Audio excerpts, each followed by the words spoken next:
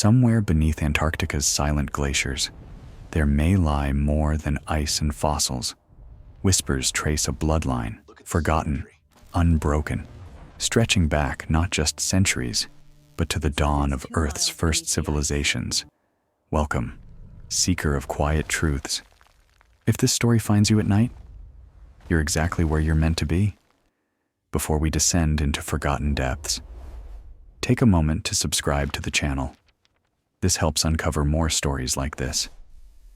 Leave a comment below telling us where you're watching from and what time it is right now, so we know when the whispers reached you, and if you feel the stir of mystery already. Share this video with someone else who listens in the dark. Most importantly, confirm below. Do you understand what the title is really asking? Antarctica's secret bloodline, echoes of Earth's first civilizations? What do you think lies beneath the question? The storm howled like a living thing, shrieking across the barren white, as if it too remembered something buried in the heart of Antarctica's unrelenting silence, where even the sun forgets to rise for months. A solitary station hummed against the cold. Wind battered its metal shell. But inside, the light flickered steady.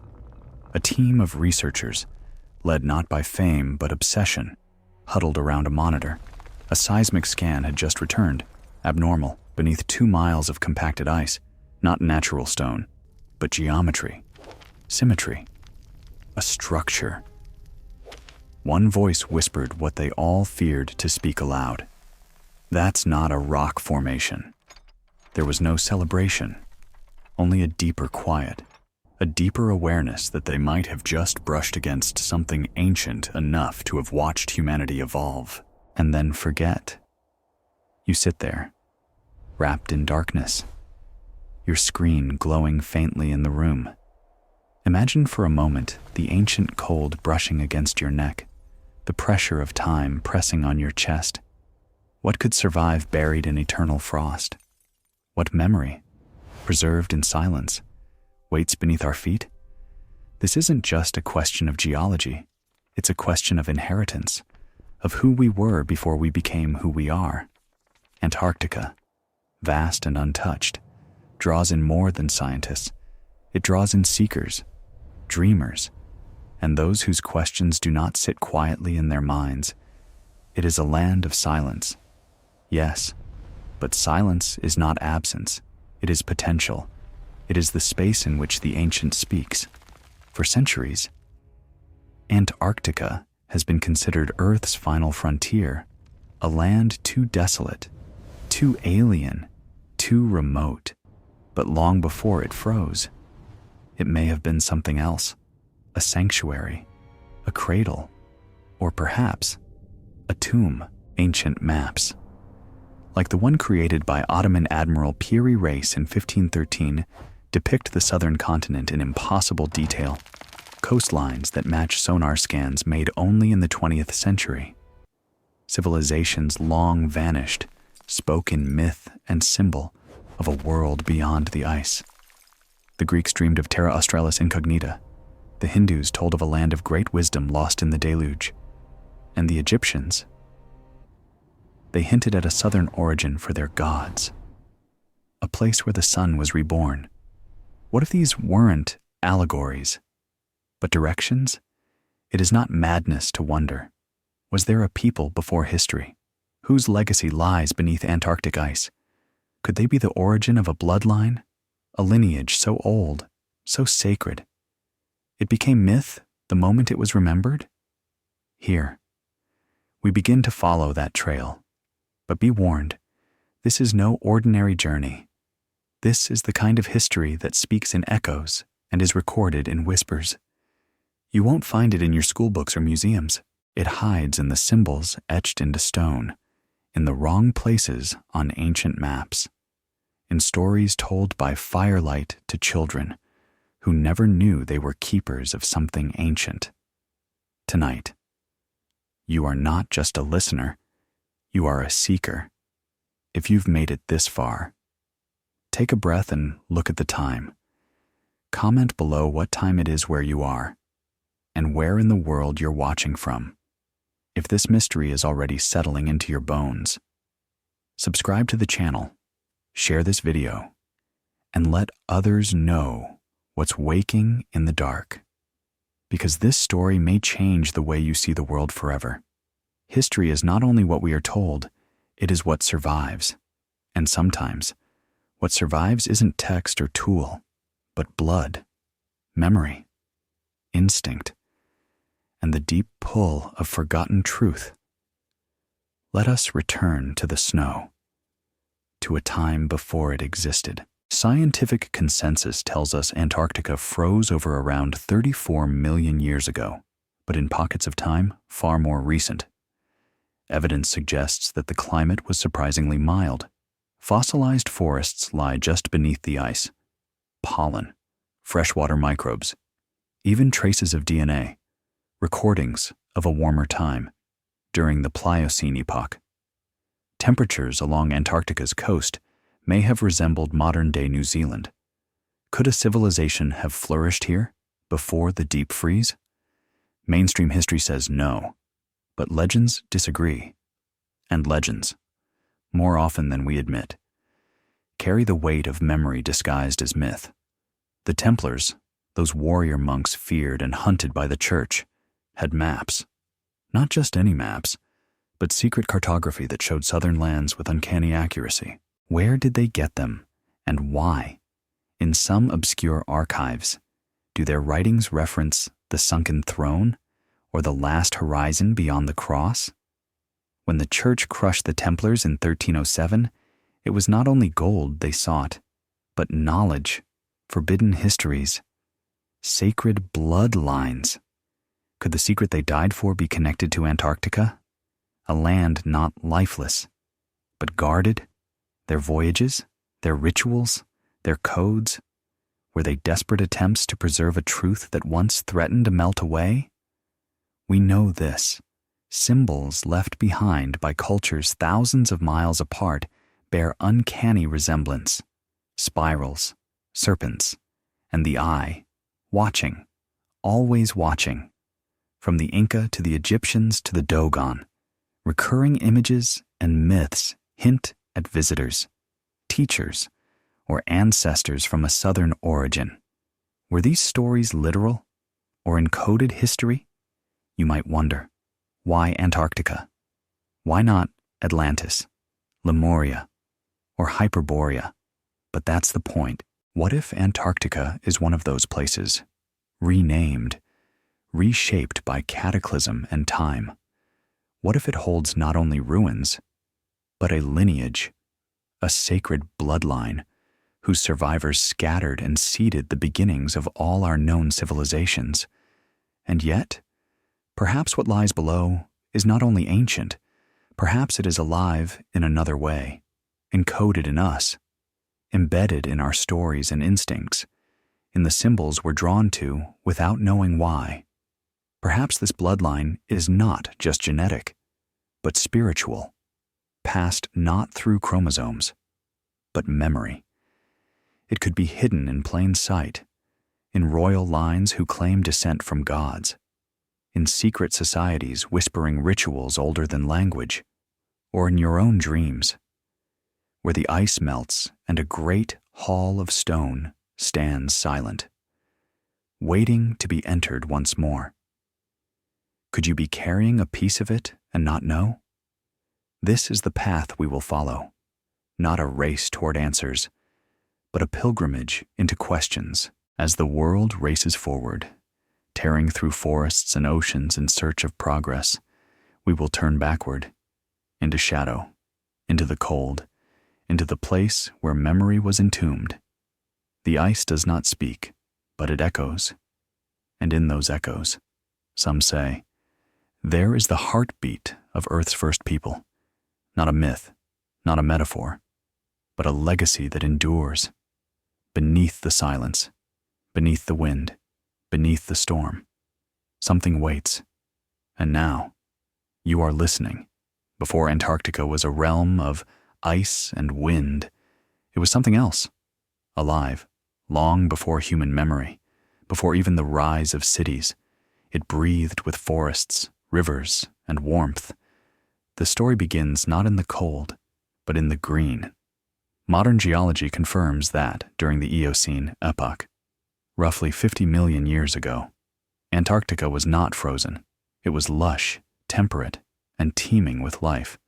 Fossils reveal trees, ferns, and even marsupials once called this southern continent home. Rivers flowed freely. The air was thick with warmth. In this world, untouched by modern eyes, is it truly impossible that something intelligent emerged?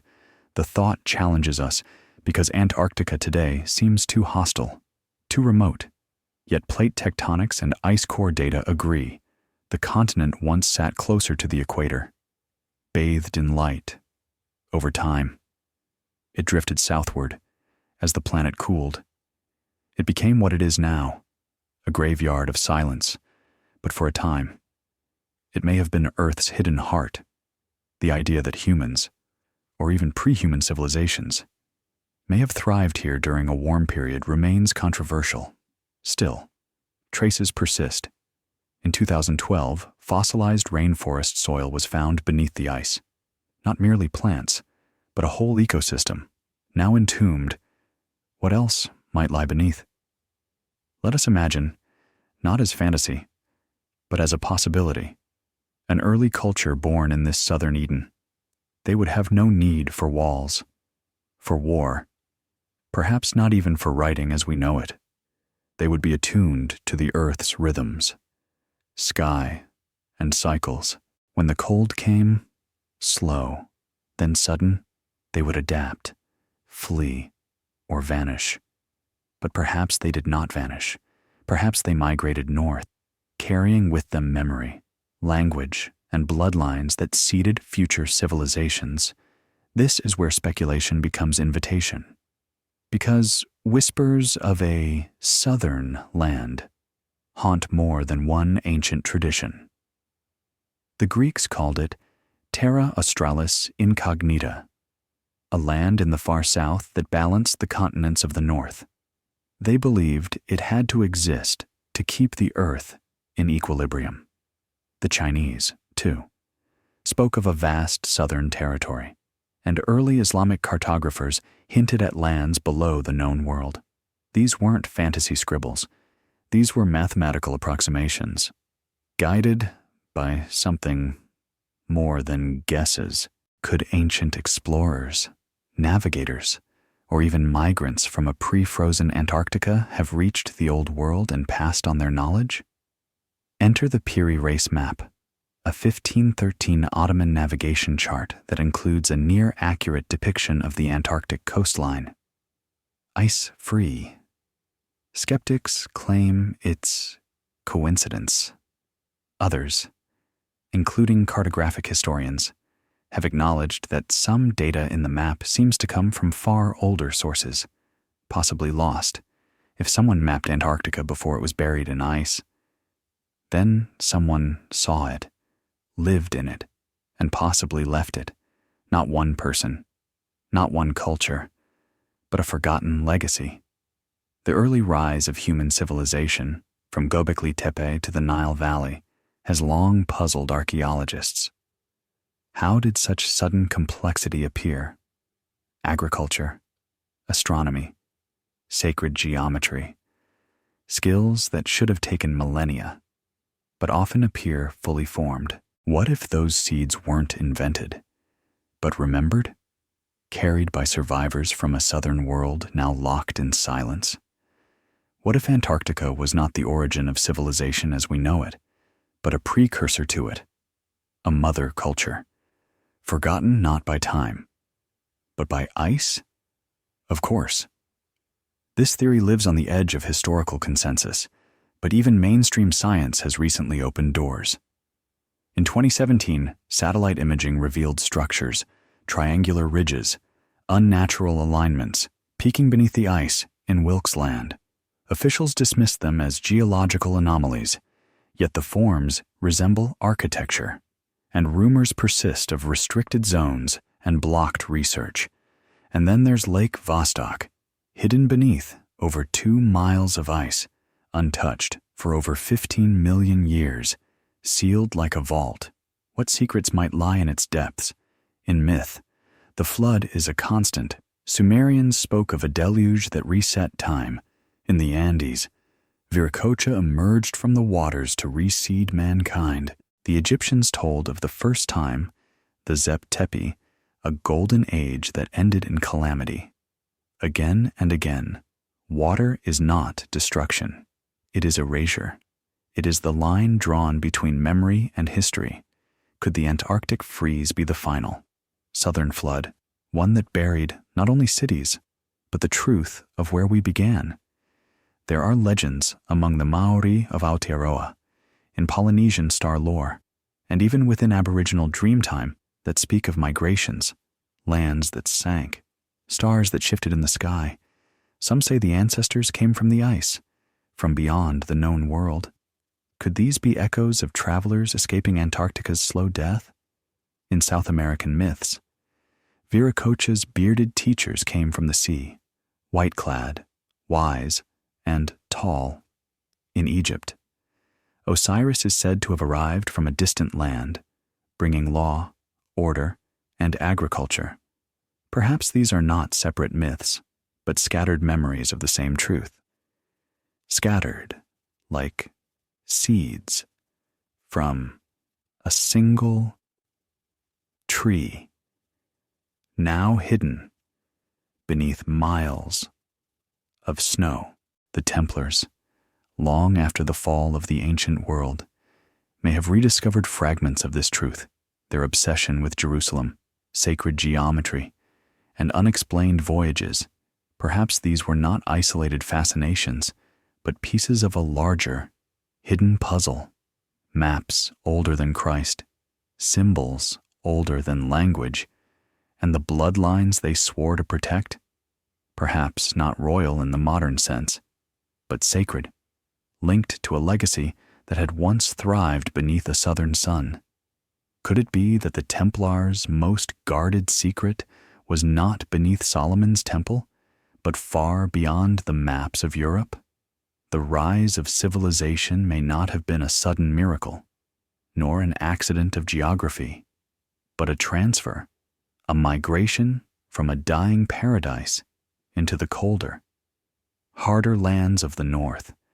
And if that transfer included not only knowledge, but lineage, then the idea of a bloodline from Antarctica is no longer mere fantasy.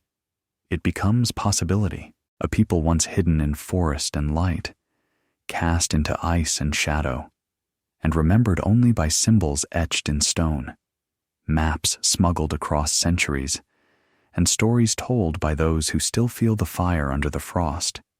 What we call the rise of civilization may only be the second act of a far older play, one that began in warmth, was buried in silence, and now begins to whisper again. There is a silence older than ice, before history begins, before even the first languages rose. Something happened, something catastrophic enough to erase nearly everything. You may have heard it called the Younger Dryas. Roughly 12,800 years ago, Earth was warming after the last ice age. But suddenly, violently, temperatures dropped again.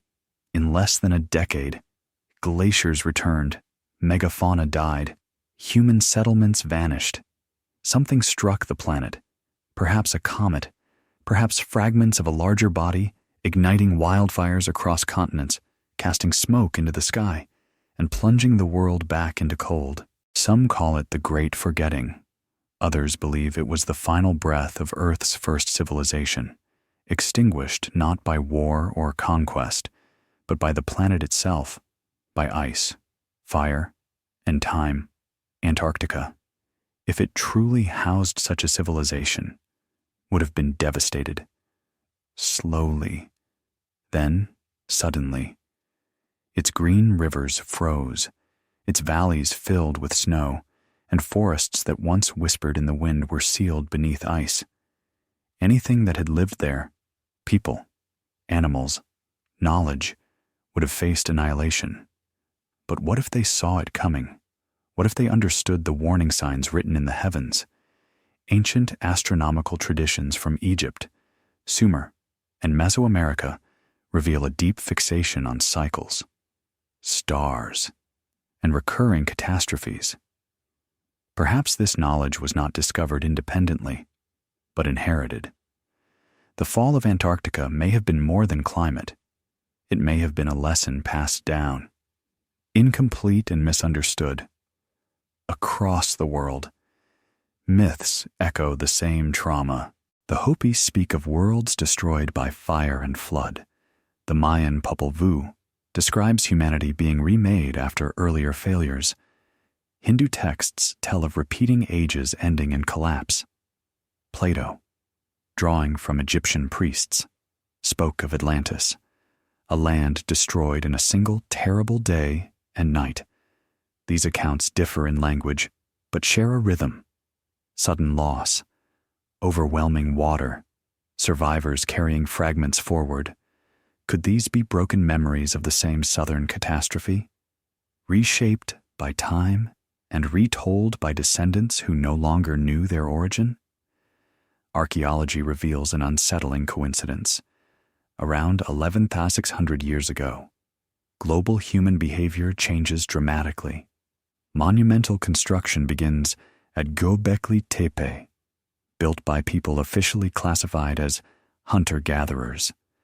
The site is later buried deliberately, as if hidden from time. Layers of ash appear across continents, hinting at massive fires. Megalithic structures align with stars in ways that suggest advanced astronomical understanding. It is as though humanity was trying desperately to remember something important before it disappeared forever. Now imagine this moment not as an observer, but as a witness. You are one of them. You have watched your homeland fade beneath ice and shadow. The stars no longer rise where they once did. The cold feels permanent. You carry only what you can, a symbol carved in stone, a story you repeat so it will not die. You travel north, across seas and mountains. Knowing the truth may be dismissed as myth, so you hide it in ritual, in architecture, in bloodlines. You hope that one day, someone will feel the echo and listen. And perhaps you sense, even then, that forgetting is inevitable, but that symbols endure longer than words.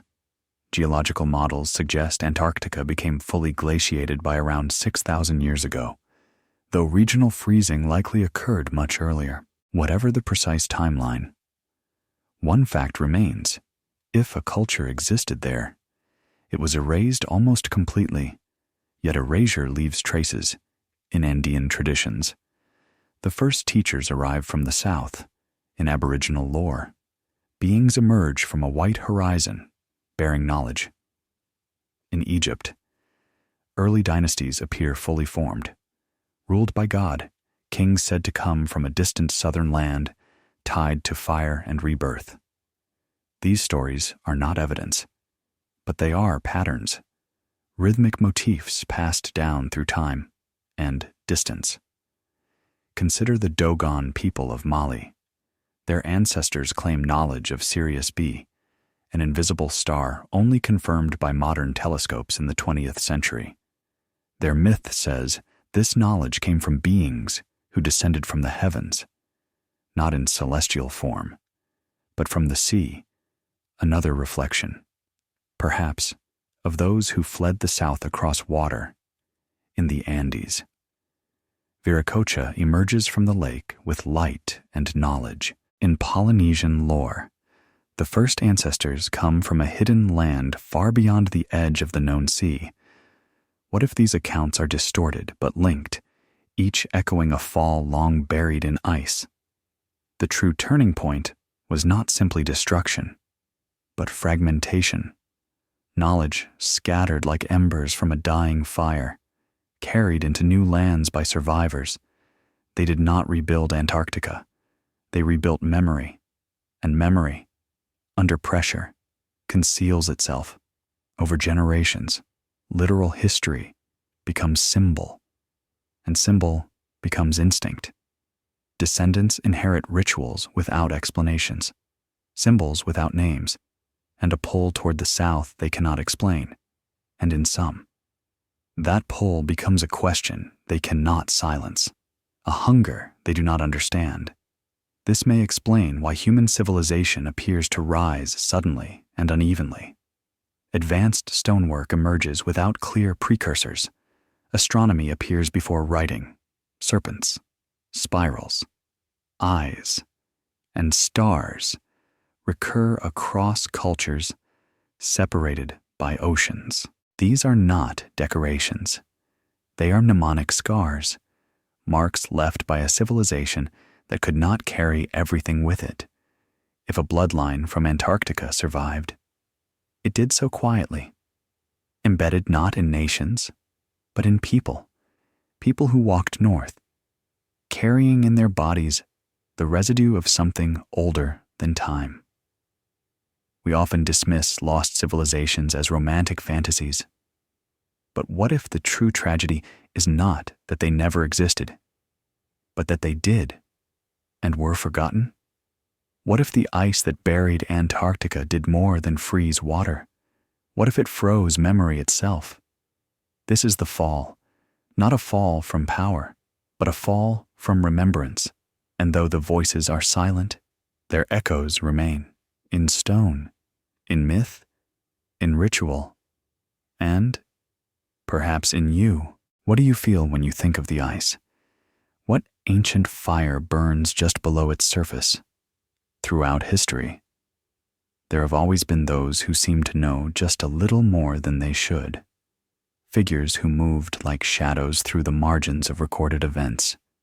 They were kings, priests, navigators, architects, and sometimes rebels. Their stories are scattered, incomplete, and often wrapped in secrecy, but across cultures, the patterns repeat. Each of them, in some way, touched the myth of a lost southern land. Each seemed driven not by conquest, but by preservation, of a legacy older than time, and perhaps older than civilization itself. One of the most enigmatic groups tied to these whispers is the Knights Templar. Founded in 1119, the Templars were more than warriors. They were custodians of relics, maps, and ancient knowledge. After the First Crusade, they took control of sacred sites in Jerusalem, including the Temple Mount, digging beneath it for years. But what were they searching for? Church records offer no answers, yet legends speak of scrolls, artifacts, and star maps they uncovered, documents not written in any known language. Some accounts suggest they found something that altered their understanding of the world, something that connected their mission to lands far from the Holy City, perhaps even to the polar south. When the Templars were purged in 1307 by King Philip III of France, many escaped with ships, treasure, and, most intriguingly, records. Rumors claim they fled to Scotland, Portugal, or even the Americas. Some tales speak of a secret voyage beyond the edge of the known world. If they carried with them knowledge of a sacred bloodline, one originating not from Jerusalem, but from a pre-Ice Age source, their motivation becomes clear. Protect the truth, at any cost, not for power, but for continuity. They were guardians, not rulers, and guardians do not always leave visible legacies. But the Templars were not the first. Long before them, the priest kings of Egypt claimed to descend from the gods, immortals who came from a distant land across the sea. Pharaohs wore the Uraeus serpent, the symbol of divine memory, and guarded books of the first time, texts said to have been written before the flood. The god Thoth, master of knowledge and time, was often depicted with a crescent moon and tablet. In myth, he did not invent wisdom, he preserved it. Who did he preserve it from, or for? In South America, the Incan elite claimed descent from Viracocha, a bearded, pale-skinned deity who emerged from the waters to re-civilize the world after a great flood. He taught astronomy, agriculture, and law. When he left, he promised to return. The ruling class traced their bloodline to him and believed themselves to be inheritors of a world that came before, a world drowned, hidden, or perhaps frozen. Their empire, like Egypt's, seemed to begin not with struggle, but with inheritance, a spark from an older fire, passed down like a sacred oath, whispered beneath stone temples and gold-lined walls. And then there are the map makers. In 1513, Ottoman Admiral Piri Reis created a map based on older source charts, some believed to be centuries, if not millennia, older. His map included a depiction of Antarctica's coastline, free of ice. But how could that be, when the continent was not officially discovered until 1820 and had been under ice for thousands of years? Rice himself claimed he had drawn from ancient maps that had passed through many hands. Who made those originals? What civilization charted the southern seas before compass or sextant? These cartographers, whether they knew it or not, were carriers of a forgotten orientation, one that pointed not north, but south, into mystery. More than once, fragments of such maps have turned up in hidden libraries, monasteries, private collections, secret vaults. They depict not just landforms, but celestial alignments, ocean currents, and star paths only visible from southern latitudes. The maps are not always accurate, but they are always intentional. Their creators knew something. Perhaps they remembered a homeland lost. Perhaps they hoped one day someone would return. Perhaps their maps were more than navigational. They were memorials, records of what was once home. Even in more recent centuries, whispers of a southern mystery persist. During World War II, Nazi Germany launched expeditions to Antarctica, establishing a base they named Neuschwabenland. They brought scientists, engineers, and archaeologists, not just soldiers. Some believe they were drawn by legends of underground structures, or remnants of an ancient technology. After the war, American forces launched Operation High Jump, a massive military deployment to the southern continent, officially for training. Unofficially, still debated, the motivation behind these missions remains murky. But where there is smoke, there are always questions. What did they hope to find or recover? You might ask yourself, why would these individuals or groups go to such lengths? What could compel pharaohs, popes, map makers, and warlords to chase myths to the edge of the world? The answer, perhaps, lies not in conquest, but in connection. A bloodline that does not seek dominion, but remembrance.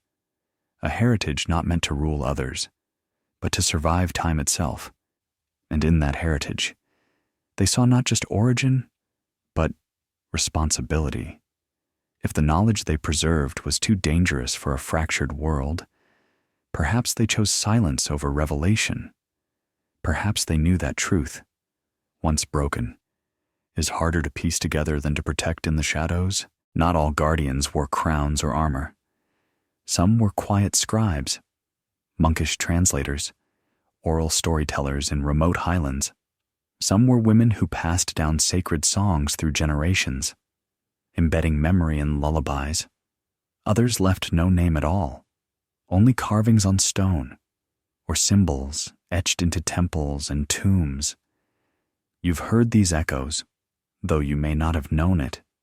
They appear in the spiral shapes children draw in the sand, in symbols that reemerge in architecture or art without instruction. This is how memory hides itself, in blood, in rhythm, in instinct. The past does not always speak in words. Sometimes It breathes in silence.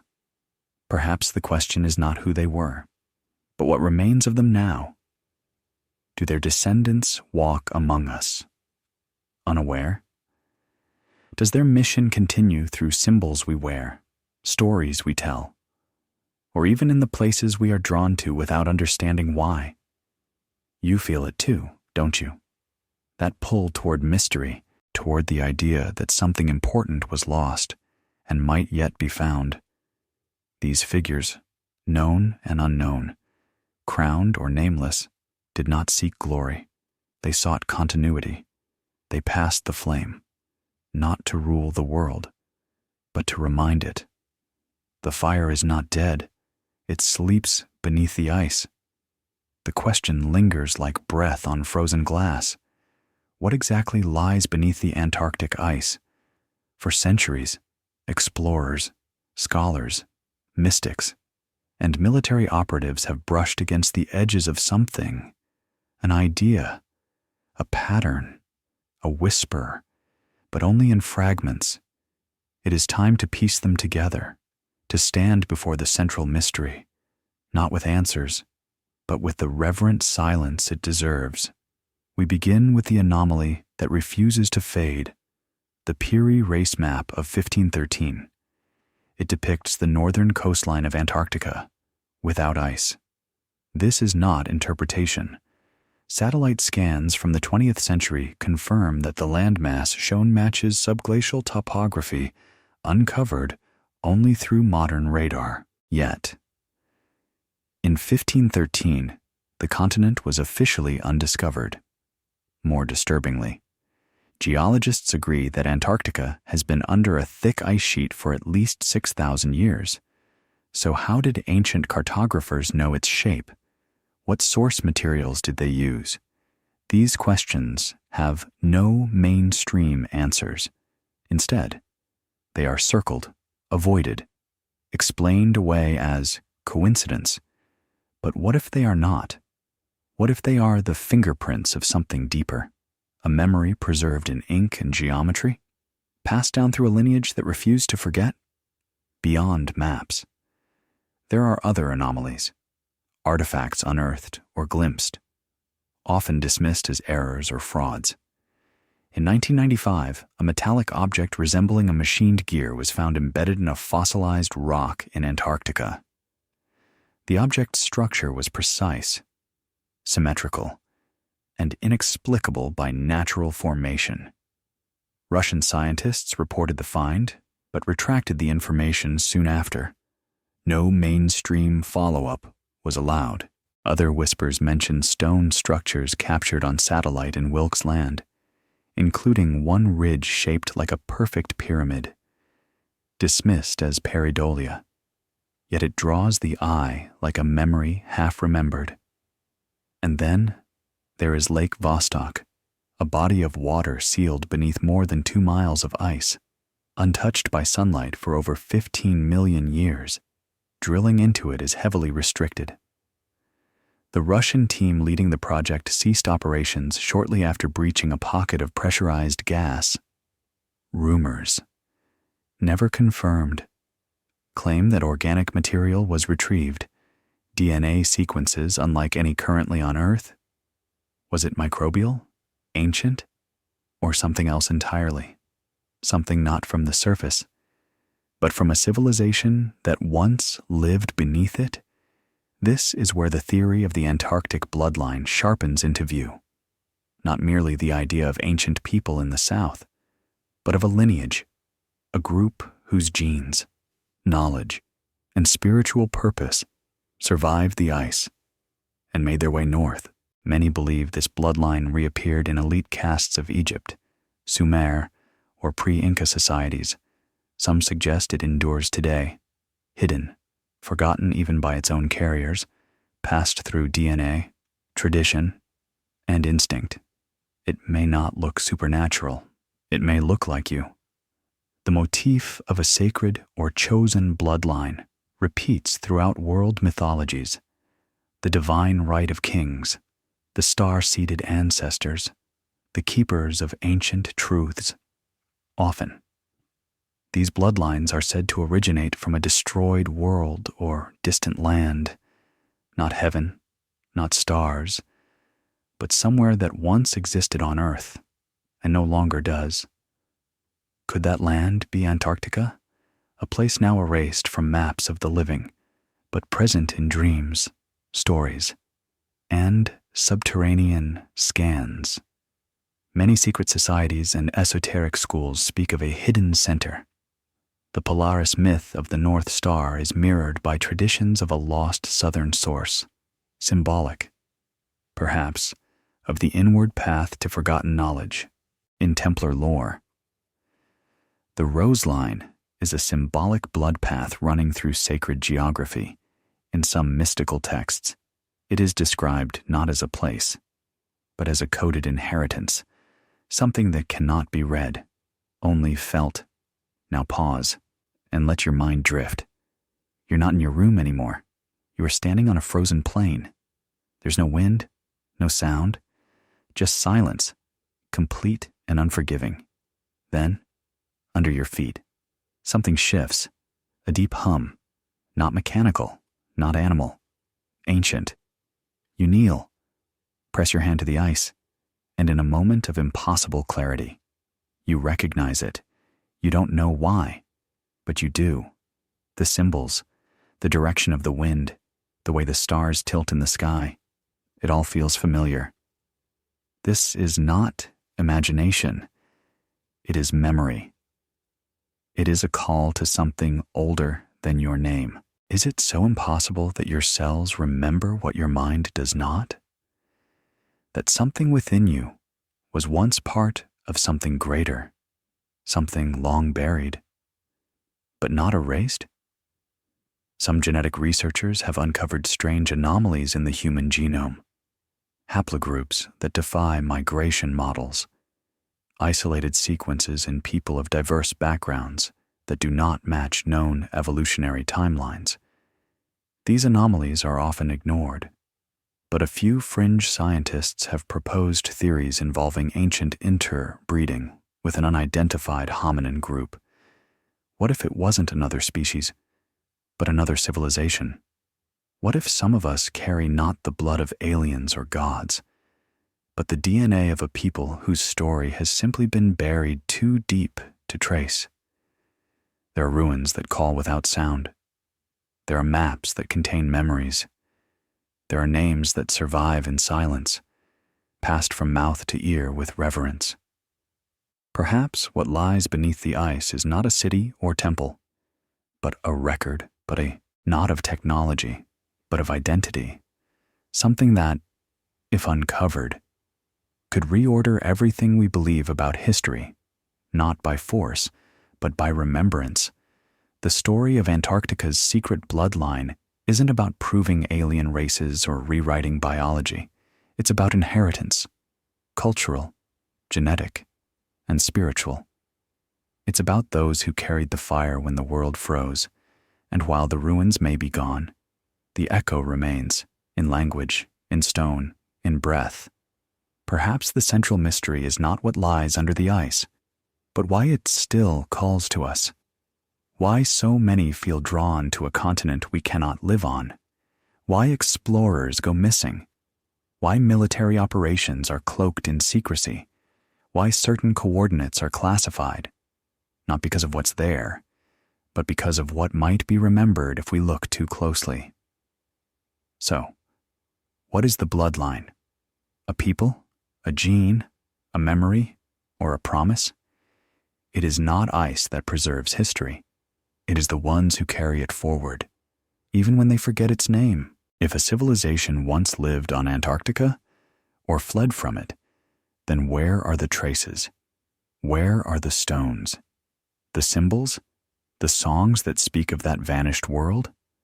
To some, the absence of obvious ruins proves nothing was ever there. But to others, the question is not whether traces exist, but whether we've looked in the right places, or whether we've chosen to see it all.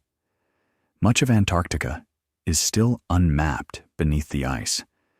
Only with the advent of satellite imaging and ground-penetrating radar In the last century, have we begun to glimpse the land below. And what we see is not empty. In Wilkes Land, researchers discovered a massive gravitational anomaly nearly 200 miles across, buried beneath the ice. Its shape is circular, suggesting the possibility of a crater. But some geologists have proposed it may conceal a megastructure, something artificial in scale or symmetry.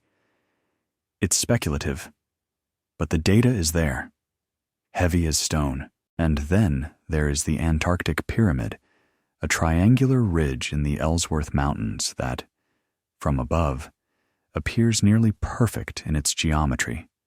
Satellite images have circulated widely, sparking debates among scientists, skeptics, and seekers. Glaciologists claim it's simply a mountain shaped by erosion, but the symmetry is striking. It doesn't prove anything, but it asks something. And that question lingers. If nature can mimic design so precisely, how would we tell the difference? Some of the most intriguing evidence comes not from Antarctica itself, but from the places those who may have fled it could have gone, in the highlands of Peru. Stone structures at sites like Sacsayhuaman are made with megalithic blocks that interlock with such precision that no mortar is needed, and no modern tool can explain how they were cut. The stones are different types, some granite, some limestone, some andesite, transported from miles away. Who built them? And why are similar techniques found on the other side of the planet, in Egypt, Turkey, and even Japan? Let us not forget Göbekli Tepe, the oldest known temple complex, dated to over 11,000 years ago. Buried intentionally, as if to preserve it. Its T-shaped pillars are carved with animals, celestial symbols, and abstract motifs with no precursor. It appeared fully formed, as if the builders had inherited knowledge rather than invented it. Could this site, older than the pyramids, have been constructed by the descendants of survivors, clinging to a memory that the world would soon lose? Stone is not the only record. Symbols, repeating across time and continents, suggest a deeper memory at work. The spiral, the serpent, the all-seeing eye, found in Egypt, found in Mesoamerica, found in Aboriginal cave paintings. These symbols are not random. They echo. They point, in some cultures. The spiral represents water, time, or rebirth. In others, it marks the path to the underworld. Could they also mark an origin point, a place of descent or emergence, one that once existed at the southern pole? There are also oral traditions that refuse to vanish. The Maori of New Zealand speak of Hawaii, a land to the south from which their ancestors came. In Polynesian lore, a place called Raiatea is remembered as the spiritual center of origin, now lost beneath the sea, and in the oldest surviving Dreamtime stories of the Australian Aboriginal peoples. There are beings of great knowledge who came from beyond the white horizon, bearing law and song. These are not the voices of conspiracy. They are the voices of continuity. Even modern science has found hints. In ice cores drawn from Antarctica, scientists have discovered unexpected materials, pollen from plants that shouldn't grow there, and microbial life sealed away for millions of years. In 2014, NASA scientists confirmed that microbial ecosystems thrive in subglacial lakes, raising the possibility of life surviving extreme isolation for eons. What if these ecosystems are not just environmental, but historical? Remnants of a world that lived in warmth before the freeze? In Lake Vostok. Again, the silence deepens. Samples taken from melted water revealed complex organic life, bacteria with genetic sequences only 86% similar to any known organism. That may sound small, but in microbiology, it is enormous. The Russian team investigating the lake has remained tight-lipped. No comprehensive peer-reviewed study has ever been released. What did they find beneath the ice? Why the secrecy? Was it just caution, or was it protection? Even the architecture of forgotten places suggests strange migrations. Many ancient temples across the world face not north or east, but south, in Angkor Wat, at Chavin de Huantar, at the Osirian. The southern orientation is oddly emphasized. Some theorists suggest these alignments were ceremonial. Others say astronomical, but perhaps they are homing instincts. The stone remembers where the builders came from, or where they hoped to return. And then, there are the people, not the monuments, but the carriers, those whose ancestry shows strange genetic anomalies, whose myths are older than agriculture, whose languages carry syllables that seem to echo each other across oceans.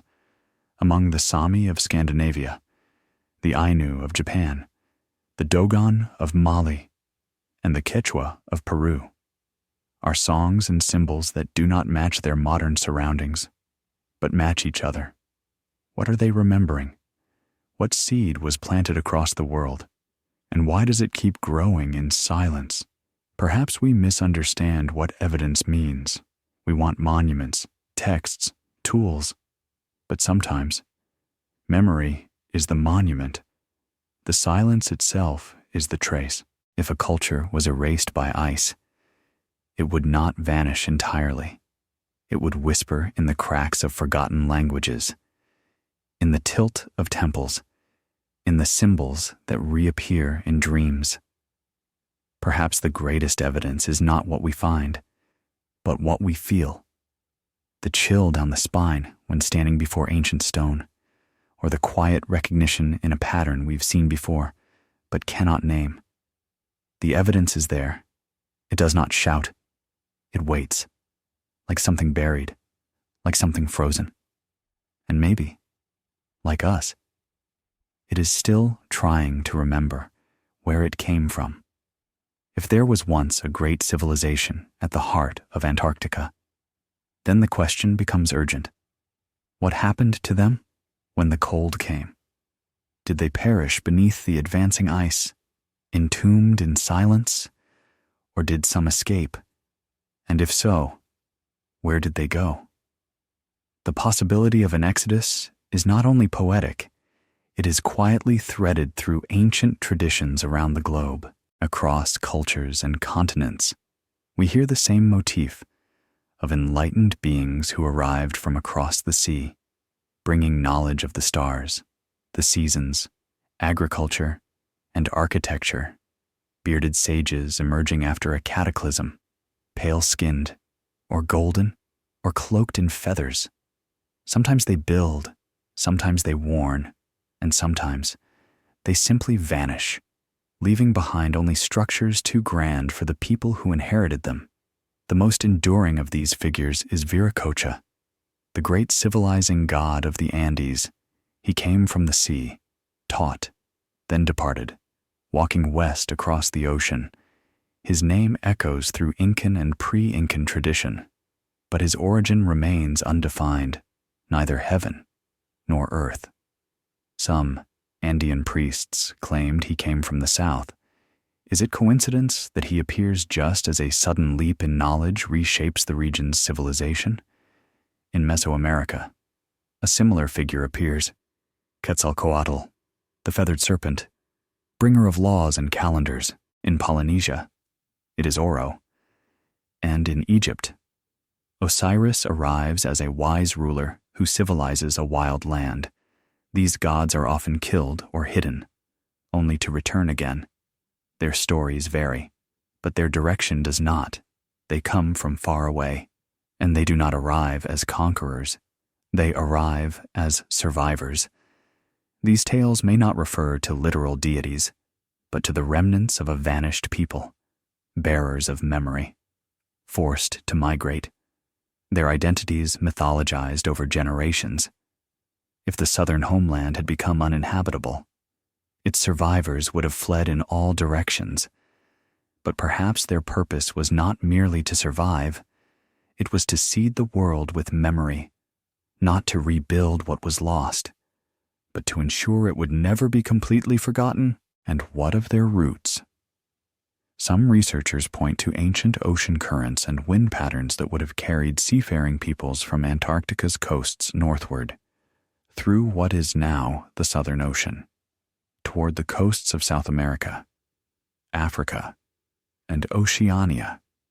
It is not fantasy. It is science. The circumpolar current was weaker during the late Ice Age, allowing a skilled navigator to drift or sail along warmer corridors. And if such a people had advanced astronomical knowledge, as their legacy suggests, then they would have tracked the skies like a compass. The stars do not lie. They speak in silence to those who know how to listen.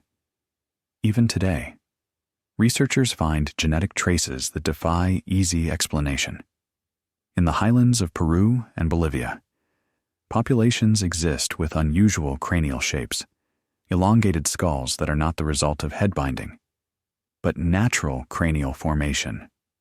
These skulls have been found in Paracas, and recent DNA tests have shown mitochondrial lineages that do not match any known Native American ancestry.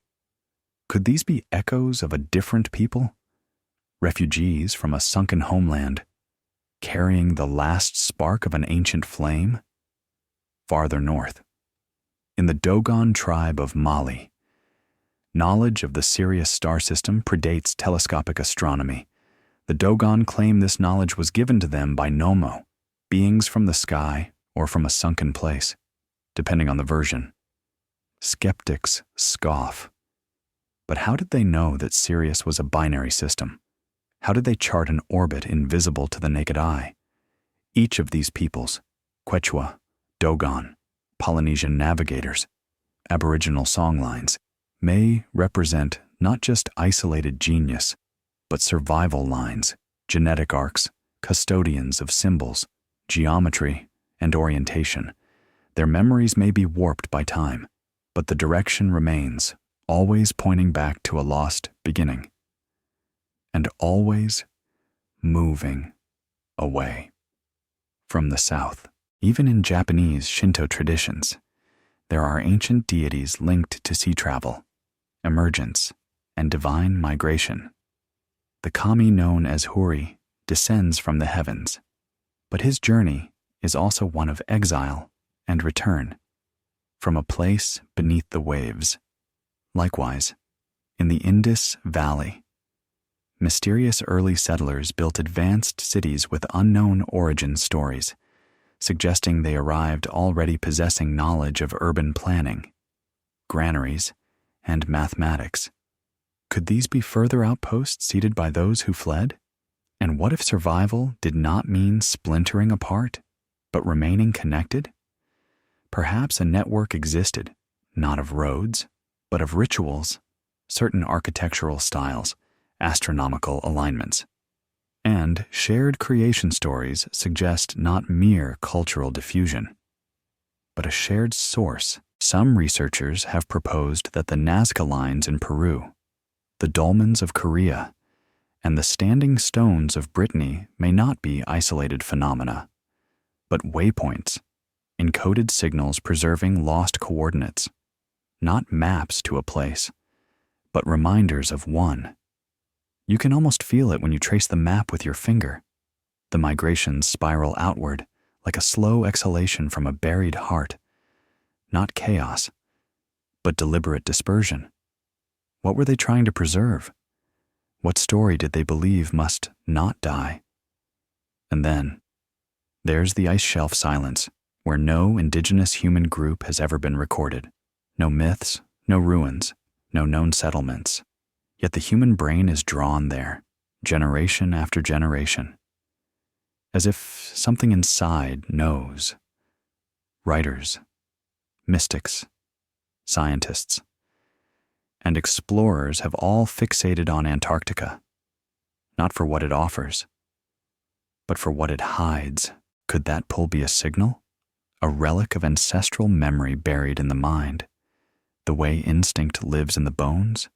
If there was a southern civilization, its paths of escape are likely not just marked in soil, but in spirit, passed through dreams, language, rhythms, and rites. Perhaps every pyramid is a beacon, every spiral, a map, every temple, a whisper. And you, perhaps you've always known there was something lost, something deep below, calling from under layers of time and frost. Maybe that's why you're here, listening. They did not flee into darkness. They walked into legend. And if their descendants still walk among us, quiet, unknowing, they are not extinct, only forgotten. If those who fled the ancient Antarctic cataclysm survived, did they remain scattered, fading into history like dust on wind? Or did some of them remember more, enough to unite, to whisper to one another across oceans and empires? What if they did not just run, but reorganized? From the ancient Andes to Egypt, from the Cyclades to the Indus, a pattern begins to emerge, not of dominance, but of quiet synchrony, architecture that shares impossible geometry, symbols that speak the same silent language, sacred alignments that echo the same stars. The builders may have spoken different tongues, but they acted as if answering the same call.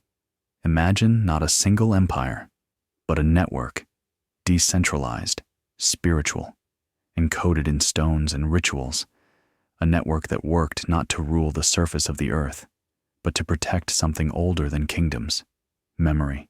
The survivors of the flood, the freeze, the fire, may have passed not laws, but codes, not power, but purpose. Their network may not have looked like governments. It may have looked like temples. Take, for example, the massive stone discs of the dog culture in prehistoric Japan, decorated with spiral eyes and limbs reminiscent of South American totems, or the uncanny similarities between the stepped pyramids of Mesoamerica and the ziggurats of Mesopotamia. These are not just stylistic overlaps. They seem to follow shared mathematical principles, like the golden ratio and sacred geometry. Who taught these techniques? And why are they so often linked to the heavens? The megalithic builders, as they're broadly known, seem to appear out of nowhere, from the UK's Avebury and Stonehenge, to the Nuraga towers of Sardinia and the dolmens of the Caucasus. They left no clear tribal markings, no centralized language, only stone. Their monuments are aligned with equinoxes, solstices, eclipses, events only predictable with advanced astronomy. It's as if they were mapping time itself, preserving memory in an eternal material. Were these builders descendants of the Antarctic bloodline? Or were they initiates, trained by those who were?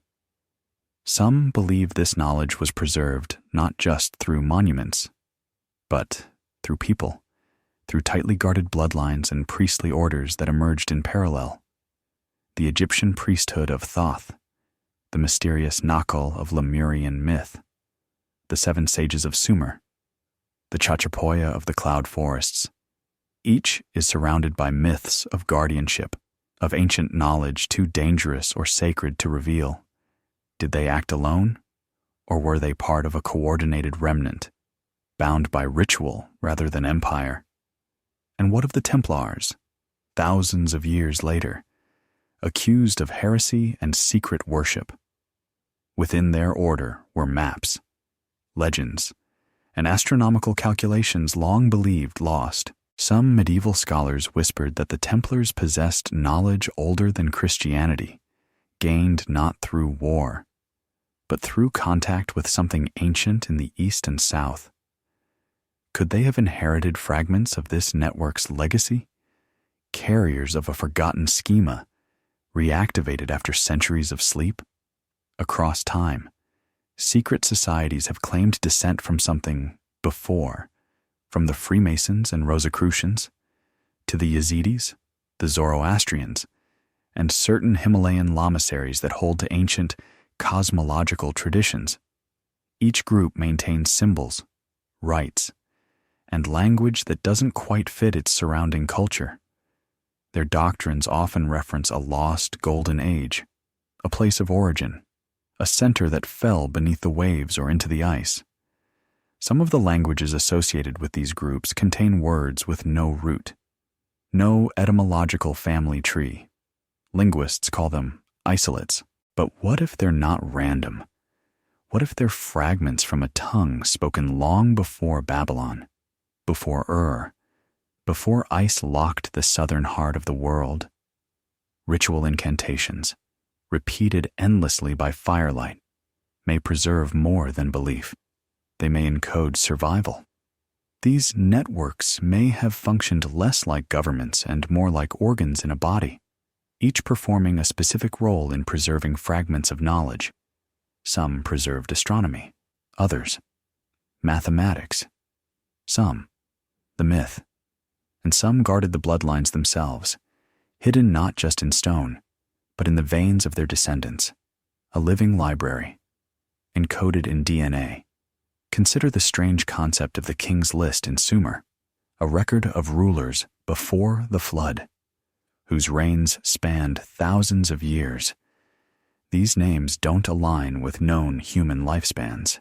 Were they symbolic or remnants of a different time, when lifespans were measured differently, or belonged to a people not entirely like us?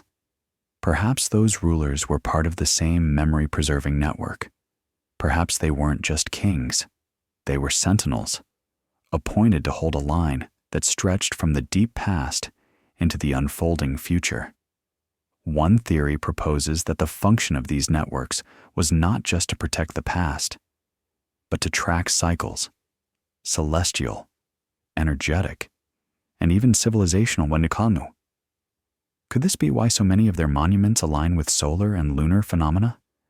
Were they marking the return of something? A warning encoded in shadow and stone? If their true goal was endurance, then the alliances they built were not merely historical, they were prophetic. And if you listen closely, the echoes are still there. In remote monasteries, certain prayers are sung in languages that are not recorded anywhere else. In Amazonian tribes, creation stories still speak of star roads and southern suns that led their ancestors out of disaster. In the rhythmic pounding of the Aboriginal songlines, directions are sung to sacred sites whose alignments suggest not survival, but preservation. Now imagine this. You walk into a ruined temple in a land foreign to you. You've never seen its symbols before, and yet, something in your body feels still, as if it remembers. You feel the urge to step into alignment with the shadow, to touch a stone where thousands of hands have passed. You don't know the ritual, but it knows you. That is the work of a network that never died, only withdrew. They did not leave kingdoms. They left keys. And those who find them are not always scholars or priests. Sometimes they are wanderers, artists, dreamers, people who feel something missing, not from the world, but from within. Perhaps you, too, are part of this long-forgotten circuit. Perhaps this story has never been just a story. Perhaps it is a signal, and you've just begun to hear it. If there were survivors of an ancient Antarctic civilization, and if they built networks to preserve fragments of what was lost, then someone, somewhere, must have noticed, and not everyone would have welcomed such knowledge. From the very beginning, power has always had a complex relationship with truth. True knowledge does not simply inform, it transforms, it challenges, and sometimes it threatens. The whispers that carried memory across time were not always silenced by age, but by design. The most visible pattern is fire, always fire. In 48 BCE, the Library of Alexandria burned. It held hundreds of thousands of scrolls, treatises from Babylon, Egypt, India, Greece, and perhaps older still, lost forever. Some blame Julius Caesar, others the Christian zealots centuries later, and still others the Muslim conquest. But the deeper truth may lie not in the flames, but in what they consumed. That fire may not have been accidental. What knowledge was so dangerous, so incompatible with new regimes, that it had to be reduced to ash? Centuries earlier, Pharaoh Akhenaten's heretical son cult was erased, his temples defaced, his name removed, his memory banished from the royal record. Why? Because he worshipped not a pantheon, but a single source, Aten, the radiant disk. His art portrayed a more abstract truth, with elongated skulls, androgynous figures, and cosmic rays feeding life directly to bloodlines. After his death, Egypt returned swiftly to orthodoxy. Was this a political correction, or the erasure of something older? Later, the Inquisition would wage war against pagan knowledge, burning not only books, but people, midwives, herbalists, astronomers, and those who remembered stories before the church. The Maya codices, records of cosmology, history, and medicine, were destroyed by Bishop Diego de Landa in 1562. "We found many books, and we burned them all," he wrote, "because they contained nothing but lies of the devil." But were they lies, or were they memories? The theme returns in every age. In China, Emperor Qin Shi Huang burned Confucian texts. In Baghdad, the House of Wisdom was sacked. In Nazi Germany, libraries of unacceptable thought were destroyed. In colonial Africa, sacred drums, masks, and chants were outlawed, over and over. The story repeats: first conquest, then conversion, then silence. But fire is not always physical. Suppression comes through ridicule, through rebranding, through scientific consensus, built to exclude rather than explore. The oral traditions of the Aboriginal peoples, for example, were dismissed as myth for centuries, until satellite data revealed that some of their stories accurately described geological events from over 10,000 years ago. Their memory, mocked and suppressed, held time like a stone. Who else might we have dismissed? Many researchers today face soft censorship, careers derailed, funding denied, credibility shattered, not for fraud, but for pursuing ideas outside the narrow channels of approved theory. Those who ask questions about sudden jumps in ancient knowledge, about pyramid acoustics, about pre-Ice Age maps, about unexplained genetics, are often met not with debate, but with derision. It's not a rebuttal. It's a warning. Don't look too closely. And there is one name that returns again and again: the Vatican. Buried beneath Vatican City lies the largest private archive on Earth, thousands of documents stretching back centuries, many of which remain inaccessible to scholars. Among them, rumors speak of forbidden books, ancient maps, and even scrolls written in tongues no longer spoken. One whispered theory suggests that the Vatican possesses documents recovered during the Crusades, writings from the East that contradict biblical timelines and point instead to a much older origin of man. Is this conjecture? Yes.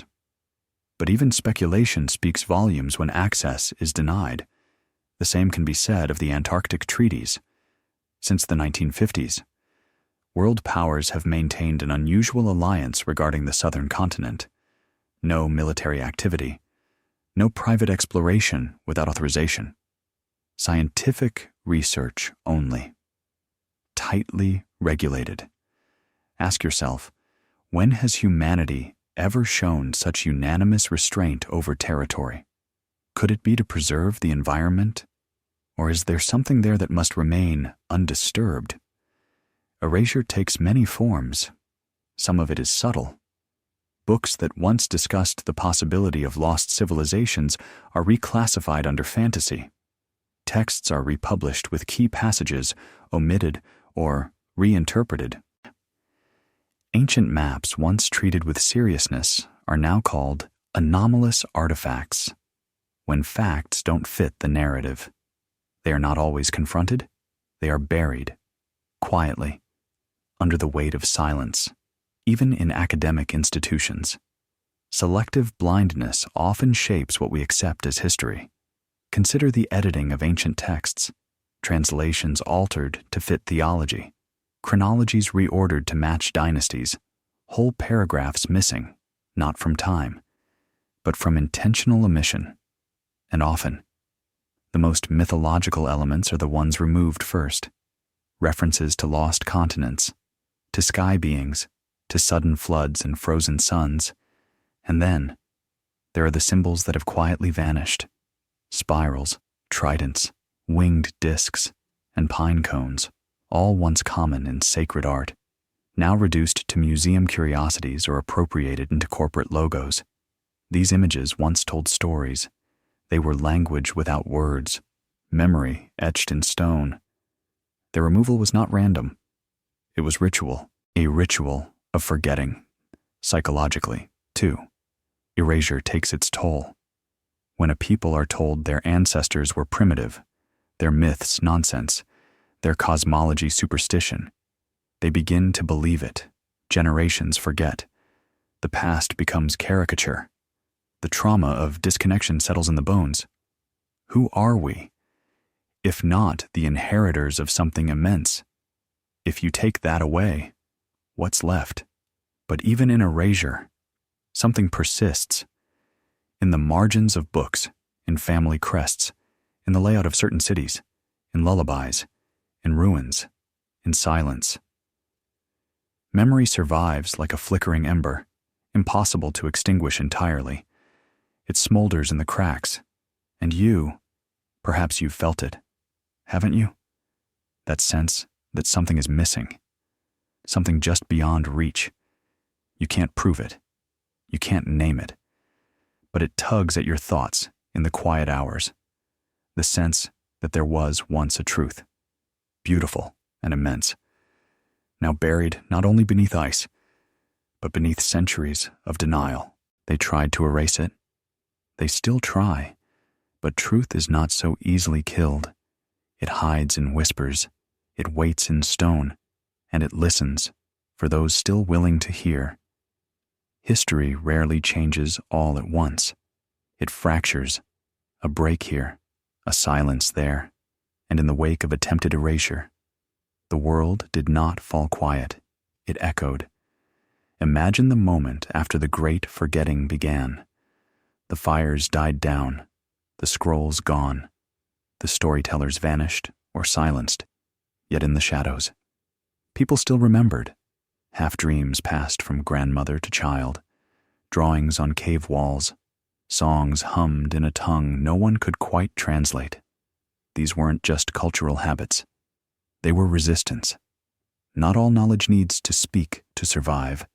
In the immediate aftermath of erasure, the world changed, not because the knowledge was truly gone, but because its guardians were scattered, those who carried fragments of maps, techniques, alignments, healing methods, origin stories, fled south to the Andes, north through the Balkans, east into Asia, west into the jungles of the Amazon.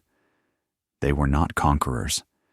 They were keepers, trying to protect remnants of a world already shattered once, now being shattered again. The ripples from this dispersal were real, even if they are barely mentioned in traditional history. Consider the Olmec heads of Mesoamerica, with faces unlike those of surrounding populations, carved from stone transported across impossible distances. Who were they meant to honor? Why are their creators so elusive in the archaeological record?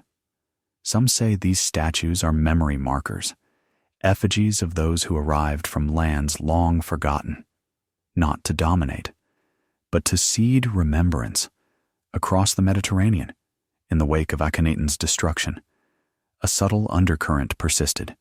His city, Amarna, was dismantled, his temples defaced, but the shift towards solar symbolism, the eye, the disk, the celestial gateway, did not vanish. It merely went underground. Later, secret societies would resurrect these images in the temples of the Essenes, in the Gnostic texts, and much later in the Rosicrucians and Freemasons. Threads connecting invisible hands across time. The consequences extended beyond art. Technology regressed. After the fall of certain civilizations, building techniques became cruder. Astronomical records were lost. Agricultural precision suffered. Crop calendars that once aligned with stars now relied only on seasons. Tools, once shaped to measure solar angles, now sat beneath layers of dust. The understanding of Earth's subtle harmonies, its electromagnetic rhythms, its solar alignments, its natural energy grids, faded. Humanity did not forget by accident. It was taught to forget. But not all were silent. In Tibet, in the high Himalayas, certain monasteries preserved texts speaking of lands far to the south, swallowed by the sea or crushed beneath white silence in remote Andean valleys. Myths spoke of ancestors who arrived clothed in clouds, bearing sky charts and building in stone. Polynesian navigators sang songs mapping stars visible only from Antarctica's latitude, songs that, if mapped backward, led toward ice. These were the ripples, quiet, constant, unbroken, even in Europe. Strange anomalies persisted. In the Peary race map of 1513, Antarctica appears, but not as ice. It is detailed with river systems and mountain ridges. Skeptics argue it was copied from earlier, unknown charts. But the question remains, who mapped it before the continent froze? And why did that information survive long enough to be copied? Such ripples resist erasure. They are small, but stubborn. In architectural ruins from Peru to Turkey, we find stonework from different eras layered atop each other. The oldest stones are the largest, carved and placed with precision modern tools would struggle to match.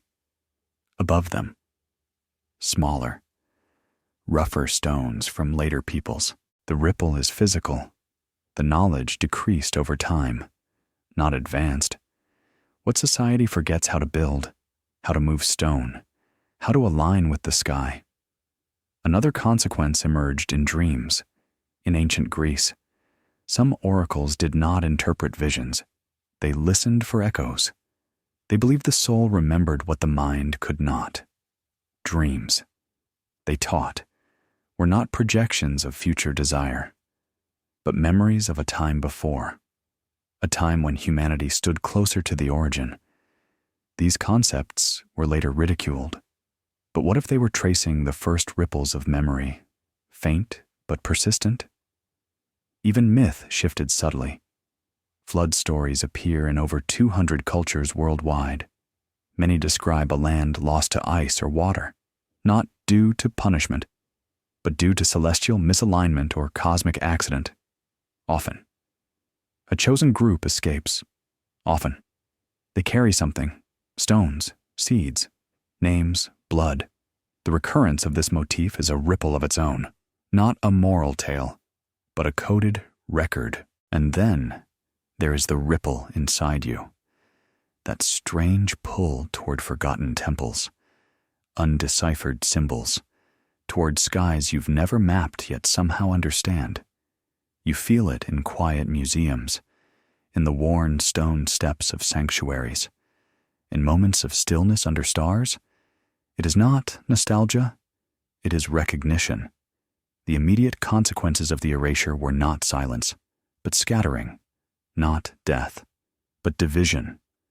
The memory broke apart into fragments, stories, dreams, anomalies, and though it was meant to vanish, it did not. It learned to move differently. It hid in motion. So now, Thousands of years later, the ripples remain. You see them in out-of-place artifacts, in myths dismissed too quickly, in ruins reclassified as natural formations. You see them in contradictions, in the strained faces of scholars who cannot quite explain what should not exist. You hear them in lullabies, in migration patterns, in stone. Even the sciences now feel their tremors. Genetic anomalies in isolated populations. Migratory evidence out of sync with accepted models.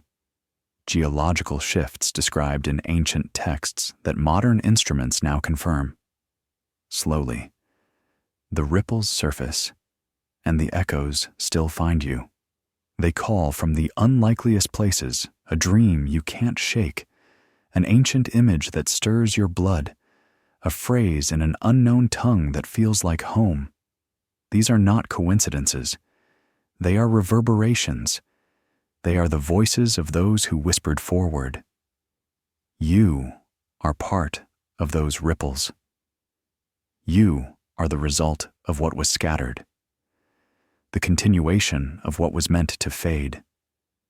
If you feel something stirring when you gaze at forgotten symbols or trace a map's edge, perhaps it's not imagination.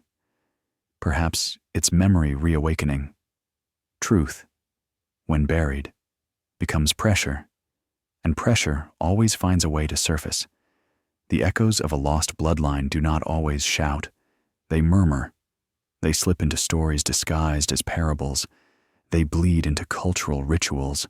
They etch themselves into the bones of architecture, into star maps and oral chants, carried unknowingly by those who inherited them, long after the guardians of forgotten civilizations scattered. Their legacy began to weave into the very fabric of human myth, from the frost of Antarctica to the sands of Mesopotamia. Symbols began to repeat: spirals, serpents, suns encircled by wings. These weren't merely decorative.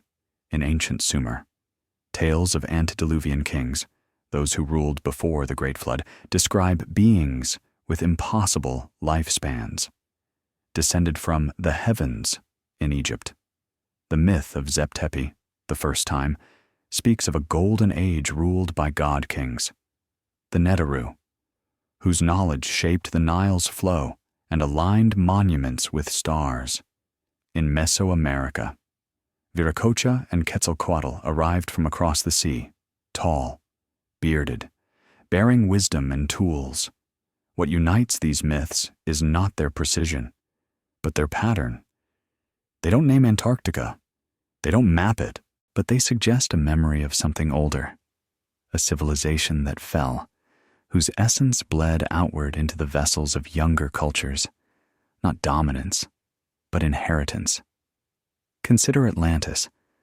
Plato described it not as metaphor, but as history, a civilization rich in knowledge and geometry, destroyed in a single day and night.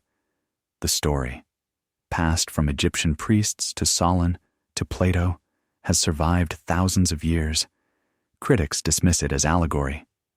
But what if Atlantis was a memory, not of a singular island, but of an entire epoch swallowed by water and time?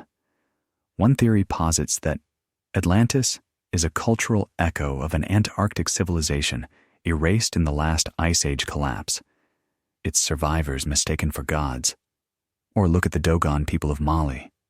Their oral tradition describes visitors from the star system Sirius, specifically Sirius B, invisible to the naked eye and not confirmed by modern science until the 20th century. How did they know?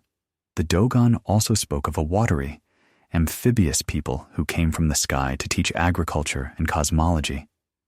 The resemblance to Sumerian Owans or the Apkallu is striking. Again, different geography, same shapes. These recurring figures, sun gods, sky beings, lawgivers, builders of stone, echo across time.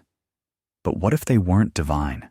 What if they were refugees, bloodline survivors from a cataclysmic end, carrying memories encoded in architecture, genetics, and story?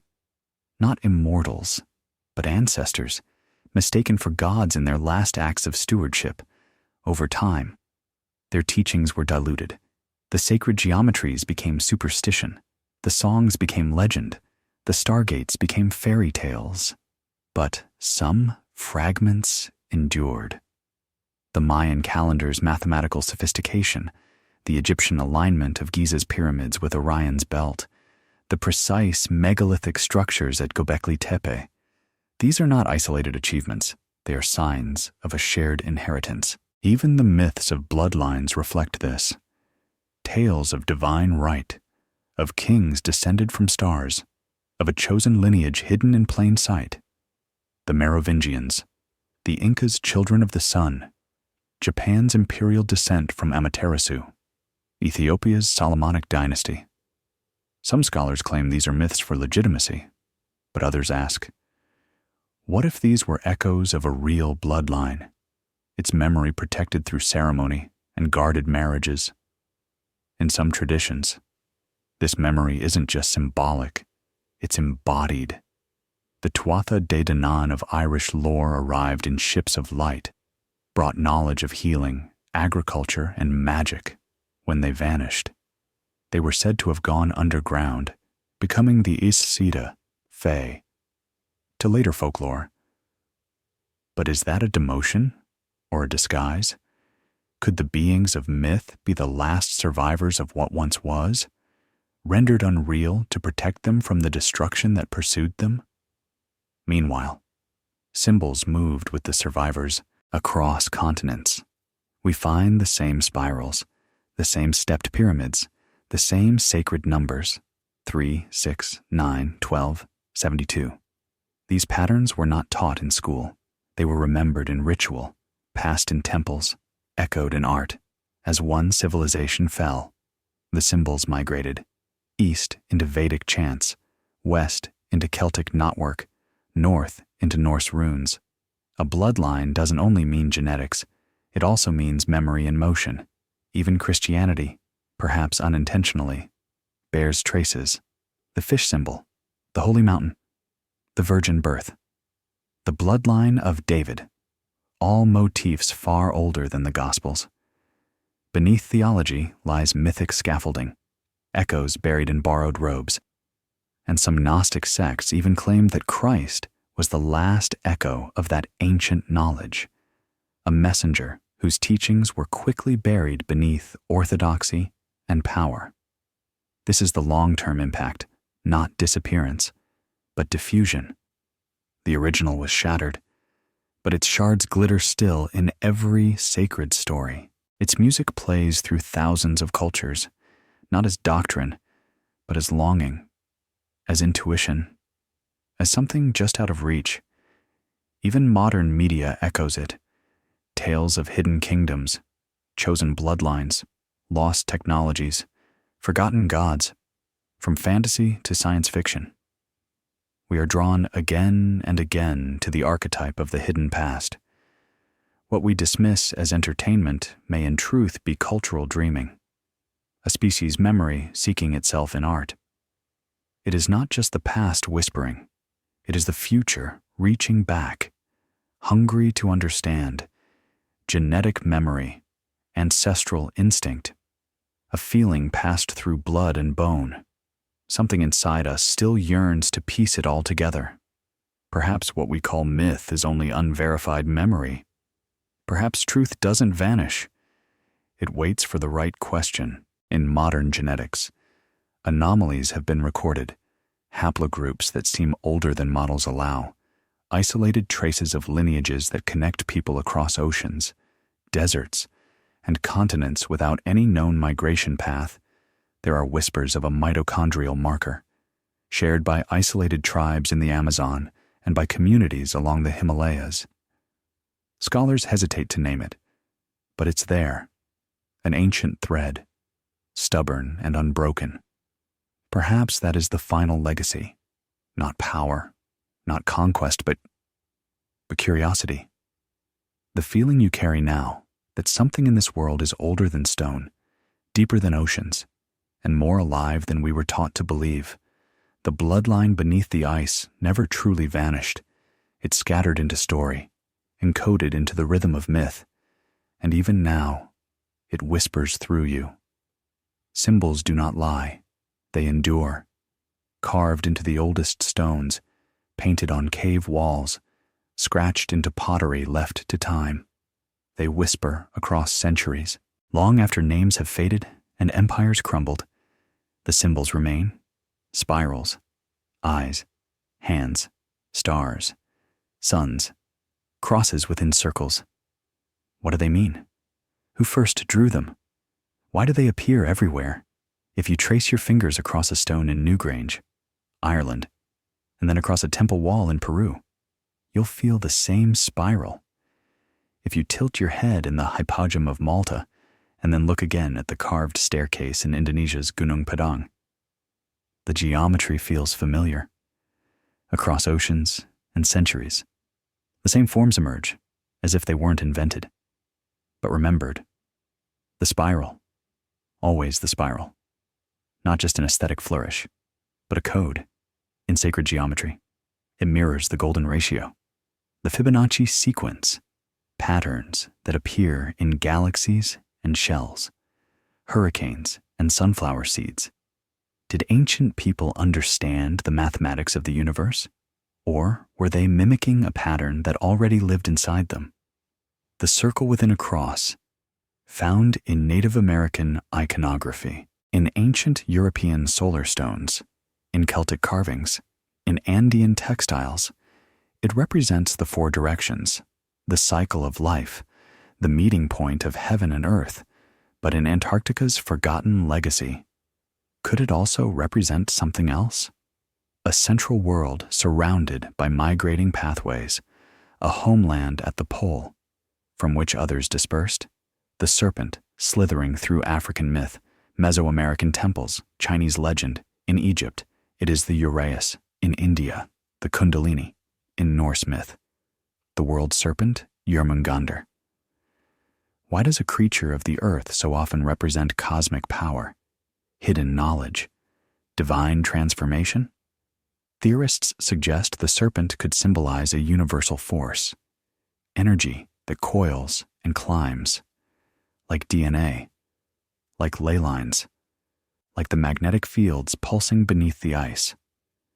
Consider the handprint, found in Chauvet and Lascaux, on boulders in Argentina, in Australia's Arnhem Land. Often, the hands are painted in red ochre, blood-like pigment, reaching from the past, always splayed open, as if pressing against the veil between worlds. In some cultures, the hand was a sign of ownership. In others, a warning. But what if it was a signature? A mark left by those who fled a collapse, branding stone with presence and memory. These are not isolated coincidences. The recurrence of symbols is not random. Even the most skeptical archaeologists admit that the presence of near identical motifs on opposite sides of the world among peoples with no known contact demands explanation. Mainstream academia attributes it to archetypes, shared psychological patterns. Jung would agree. But what if it's more literal than that? What if it is the residue of shared origin? Let's look deeper. The star map, found at the tomb of Senenmut in Egypt, painted across Aboriginal cave ceilings, carved into Chinese oracle bones. What unites them? Sirius? Orion? The Pleiades? These constellations appear again and again as reference points. But in Antarctica's southern skies, before the last tilt, these stars would have sat differently, brighter, nearer, aligned. Could the ancient builders have once charted the stars from a vantage now lost beneath the ice? Then there are the megalithic blueprints, the trilithon structure, 2 vertical stones, 1 horizontal on top, seen in Stonehenge, seen in the Gate of the Sun in Tiwanaku, seen again in remote areas of Turkey and Japan. No evidence suggests a common teacher, unless that teacher predates recorded time. If the same techniques and structures arose before civilization is said to have begun, then perhaps civilization is simply older than we believe. The theory of ley lines adds another layer. Invisible lines of energy connecting sacred sites around the globe, running through pyramids, stone circles, cathedrals, a global grid, not metaphorical, but potentially electromagnetic. Some theorists suggest the ancients knew how to align structures with the Earth's natural currents, and some believe the original node, the prime axis, was once Antarctica. The southern capstone of this global web, today, buried under kilometers of ice.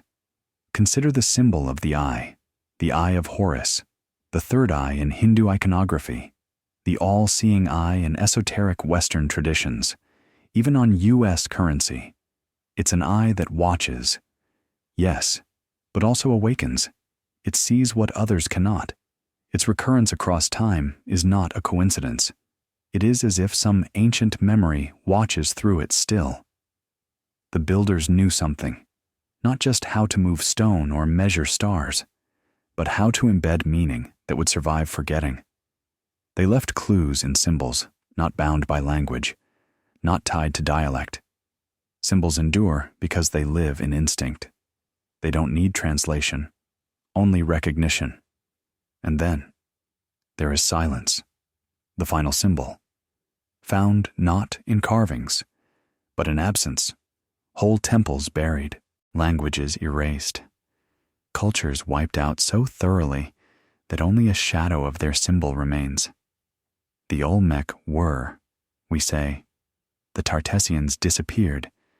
The builders of Nanmadol left no trace. But silence itself can be a message. It tells us where to look harder. The hidden patterns are not just on stone. They are in sound, in geometry, in number, in rituals repeated unknowingly, in dreams that share the same symbols. The subconscious memory of a fall, of a place where knowledge once unified the world, now lost. And perhaps, most haunting of all, the symbols are in you. Why are we drawn to spirals, to pyramids, to stars we do not consciously recognize? Why do children draw the same shapes found in caves 30,000 years old? Why do dreams carry symbols we've never studied but somehow understand? In ancient China, the Loshu Square, a sacred 3-8-3 grid, was said to have emerged from the back of a turtle rising from a river. In South America, the Inca used quipu, knotted cords encoding information without writing. In Polynesia, stick charts mapped the ocean swells through intuition and memory. Each of these systems defies modern understanding, but all may be branches of the same root, an inherited system of knowledge that transcended geography. The language before language still speaks. It waits for those who remember, not in words, but in patterns, in images, in echoes carved into time. We walk through a world built on ruins, though we rarely see them. Beneath every city, beneath the concrete and circuitry, lies a foundation of symbols older than memory, etched not only into stone, but into mind. The great bloodlines, the forgotten wisdom, the whispers from Antarctica's buried past. They have not vanished. They have evolved, repackaged by a modern world that often fails to see the shadows it casts. In art, architecture, literature, and technology, the fingerprints of a lost civilization appear, sometimes deliberately, sometimes unconsciously. Science fiction has become our new mythology, but the stories it tells are not entirely new. Hidden cities beneath the ice, ancient astronauts, genetic memory, alien intelligences, bloodlines with secret knowledge, a world reset by catastrophe. These motifs dominate our books and films, not because they are imaginative, but because they are familiar. They echo across our subconscious like an old lullaby. from the popularity of Atlantis theories to secret society lore and entertainment. Something ancient tugs at the collective imagination. In the last decade alone, major television series, blockbuster films, and best-selling novels have revolved around ancient bloodlines, polar civilizations, and messages left for future humanity. Is this coincidence or collective remembering? Consider how Antarctica, long viewed as a frozen void, is now being reconsidered as a place of mystery and intrigue, not by mystics, but by mainstream media and even military strategists. Technological innovation has unintentionally revealed old truths with tools like LiDAR. Researchers have uncovered entire cities beneath jungles, long hidden to the naked eye. Algorithms trained to detect anomalies in satellite imagery have revealed geometric structures under Antarctic ice, perfect circles, rectilinear grids, symmetrical anomalies that nature does not usually sculpt. Are these just tricks of data or glimpses of something older than our record of history? In 2016, news broke of a pyramidal formation in Antarctica that sparked global speculation, though dismissed officially. The image spread faster than any academic paper could correct. Meanwhile, DNA research is quietly challenging the accepted narrative. Unexplained haplogroups, especially in indigenous populations in South America and Oceania, continue to baffle scientists.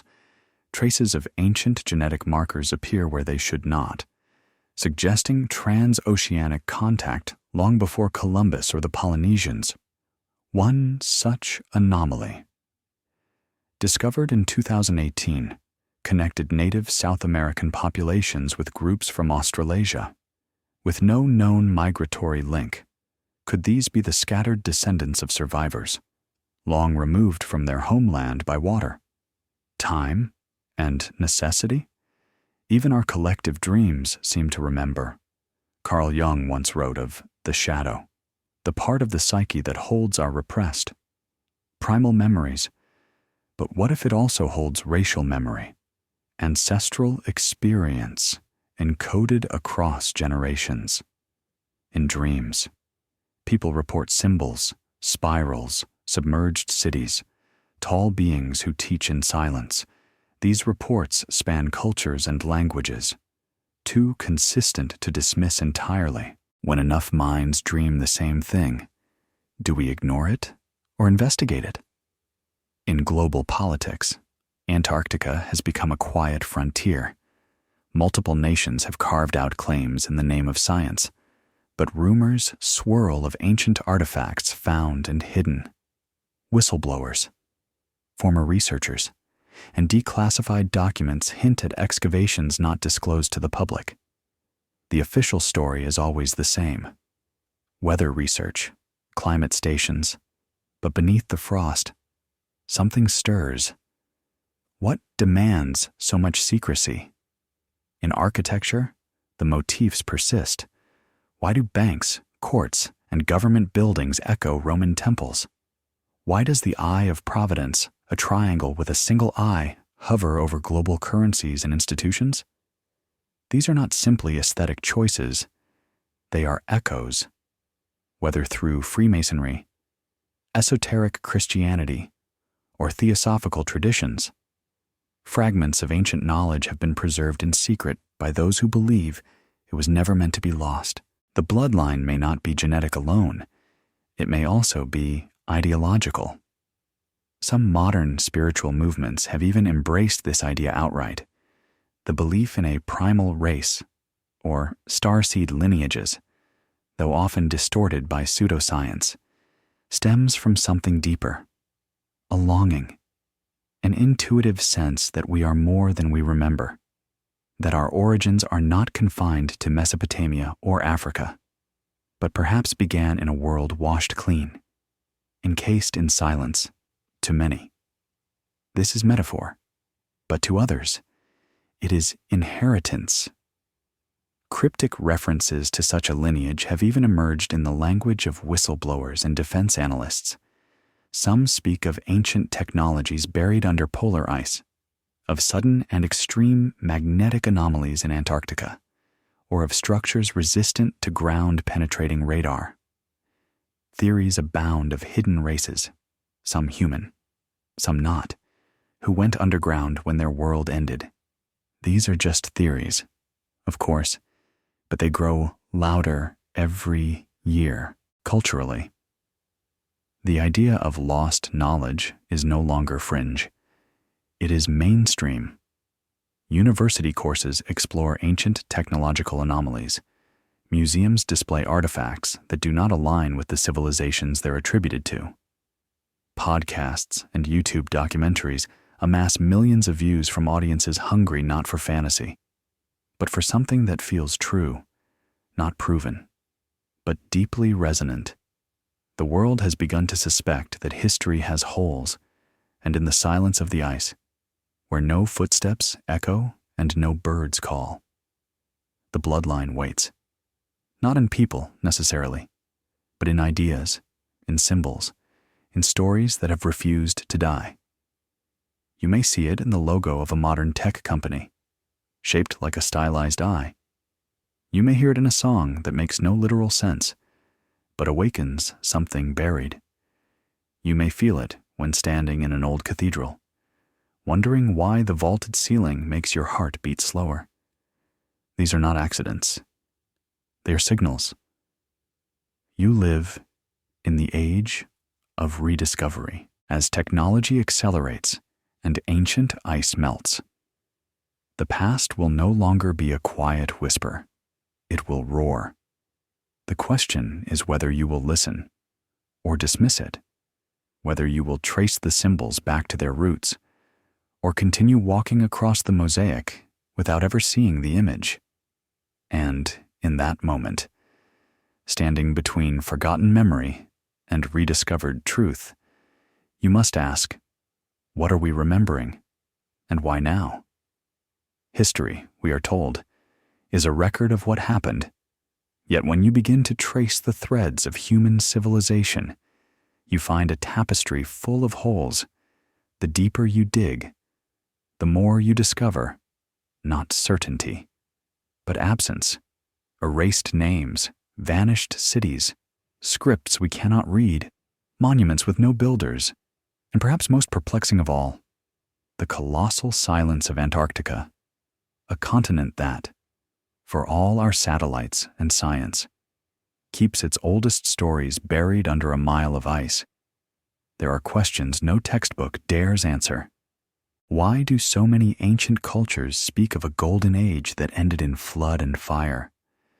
Why do timelines of supposedly unconnected civilizations rise and fall in near synchrony across the globe? Why does the record of human progress appear not linear, but cyclical, marked by sudden leaps, catastrophic setbacks, and moments of inexplicable knowledge? We still do not know how the stones of Baalbek were moved. We cannot say who planned the layout of Teotihuacan to mirror the Milky Way. We don't fully understand how the builders of Nan Madol created floating basalt islands, or how Göbekli Tepe was built 6,000 years before the pyramids, and then deliberately buried. Each of these anomalies is explained away in fragments, yet together they form a pattern, a shadow of something greater that once moved across the world. And then there's the ice. Antarctica remains the most unexamined landmass on Earth. Why? Is it simply inhospitable or too revealing? In 1513, the Peary race map depicted a coastline under Antarctica's ice cap that wasn't officially discovered until the 19th century. The map, allegedly based on older sources, shows the continent without ice. How could any medieval cartographer have known what lay beneath the ice sheet, even if the map is misunderstood? Its existence raises a chilling question. Who knew Antarctica before it froze? Another question: what lies beneath Lake Vostok? For decades, Russian scientists drilled toward the subglacial lake, isolated for over 14 million years, before water samples were even retrieved. Theories circulated: alien microbes, ancient viruses, preserved ruins. The public was told very little. One scientist reportedly vanished after the breakthrough borehole was made. Whispers began to circulate, not about microbes, but about machinery. There are gaps in human DNA timelines too. In 2019, researchers identified a ghost population in ancient West African genomes, an unknown human ancestor that contributed genetic material to modern people but left no archaeological trace. Similar anomalies appear in the Andean highlands, the Australian outback, and even in isolated Arctic populations. Are these merely isolated genetic events, or fragments of a greater lineage erased from the record? Consider the Younger Dryas, around 12,800 years ago. A sudden climate catastrophe disrupted the planet. Glaciers melted rapidly, sea levels rose, megafauna vanished, and civilizations disappeared. Many believe this event coincides with Plato's tale of Atlantis, but mainstream history insists we were still hunter-gatherers then. Yet Göbekli Tepe was constructed during this period. By who? And why bury it immediately afterward? Who built the roads now underwater off the coast of Yonaguni? Who engineered the perfectly interlocking stone blocks of Sacsayhuaman, which no tool today can replicate? Who etched the Nazca lines so precisely that they're only visible from the sky? Each mystery is siloed, explained away individually, but taken together. They tell of a missing chapter, not lost by time, but perhaps hidden intentionally. There is a term scholars use when confronted with these contradictions: out-of-place artifacts, or ooparts. These include objects found in strata far older than the objects should be, like carved spheres in South African mines, dated to 2.8 billion years ago, or metal objects embedded in coal. Most are dismissed as hoaxes or misinterpretations. But how many are quietly archived, never spoken of again? The question isn't whether anomalies exist, it's why they're ignored. Are we afraid of what they imply? That human history may not be a straight line from primitive to advanced, but a spiral of rise and ruin, of remembering and forgetting, that our species may have lived through resets, some of which wiped away nearly all traces of what came before. And if so, who remembered? Could a select group have carried forward the knowledge, the bloodline, the purpose? Could these survivors have shaped myth and monument, seeding echoes of their civilization across the ages? Are they the reason we find the same motifs, spirals, serpents, sacred numbers, etched into temples a world apart? Even linguistics raises questions. Many of the world's most ancient languages, Sumerian, Elamite, Linear A, are still not fully understood. Some contain syntax unlike any known language family. Were they remnants of pre-cataclysm speech? Languages born not of slow cultural evolution, but of memory desperately preserved? Historians often say, absence of evidence is not evidence of absence. But what if some absences are too patterned to ignore? When every continent holds ruins without builders, scripts without translators, gods who arrive from the sea. When every culture holds a myth of an age that ended, not with peace, but with fire. Are we still talking about metaphor? Another gap lies in memory itself. Why do so many indigenous traditions, from the Dogon to the Hopi, speak of beings that came from the sky or stars and then returned? Why do they describe the same star systems, Sirius, Orion, the Pleiades, with knowledge that predates telescopes? Is this evidence of ancient astronomy? Or ancient contact? Perhaps the greatest unanswered question is this: What are we not allowed to know? And who benefits from the forgetting? For every gap in the record, every ruined monument buried beneath ice or soil, there may be another truth, quietly removed, manuscripts destroyed, excavations halted, artifacts redirected to vaults where the public may never see them. The silence between stones speaks loudest. And within that silence are questions we must learn to ask again, not to destroy what we know, but to recover what we've lost. Silence is often mistaken for absence, but not all things lost are gone, and not all things buried are forgotten. In Antarctica, silence is not emptiness. It is pressure, the weight of time, the weight of memory, the weight of stories that have not yet thawed. What the ice holds is not just ancient stone or prehistoric air bubbles. It holds legacy. The question is, can we still hear it? Civilizations tend to leave behind their loudest triumphs, temples, conquests, technologies. But what defines them is not always what survives in stone. Sometimes, what persists is what was never meant to be recorded.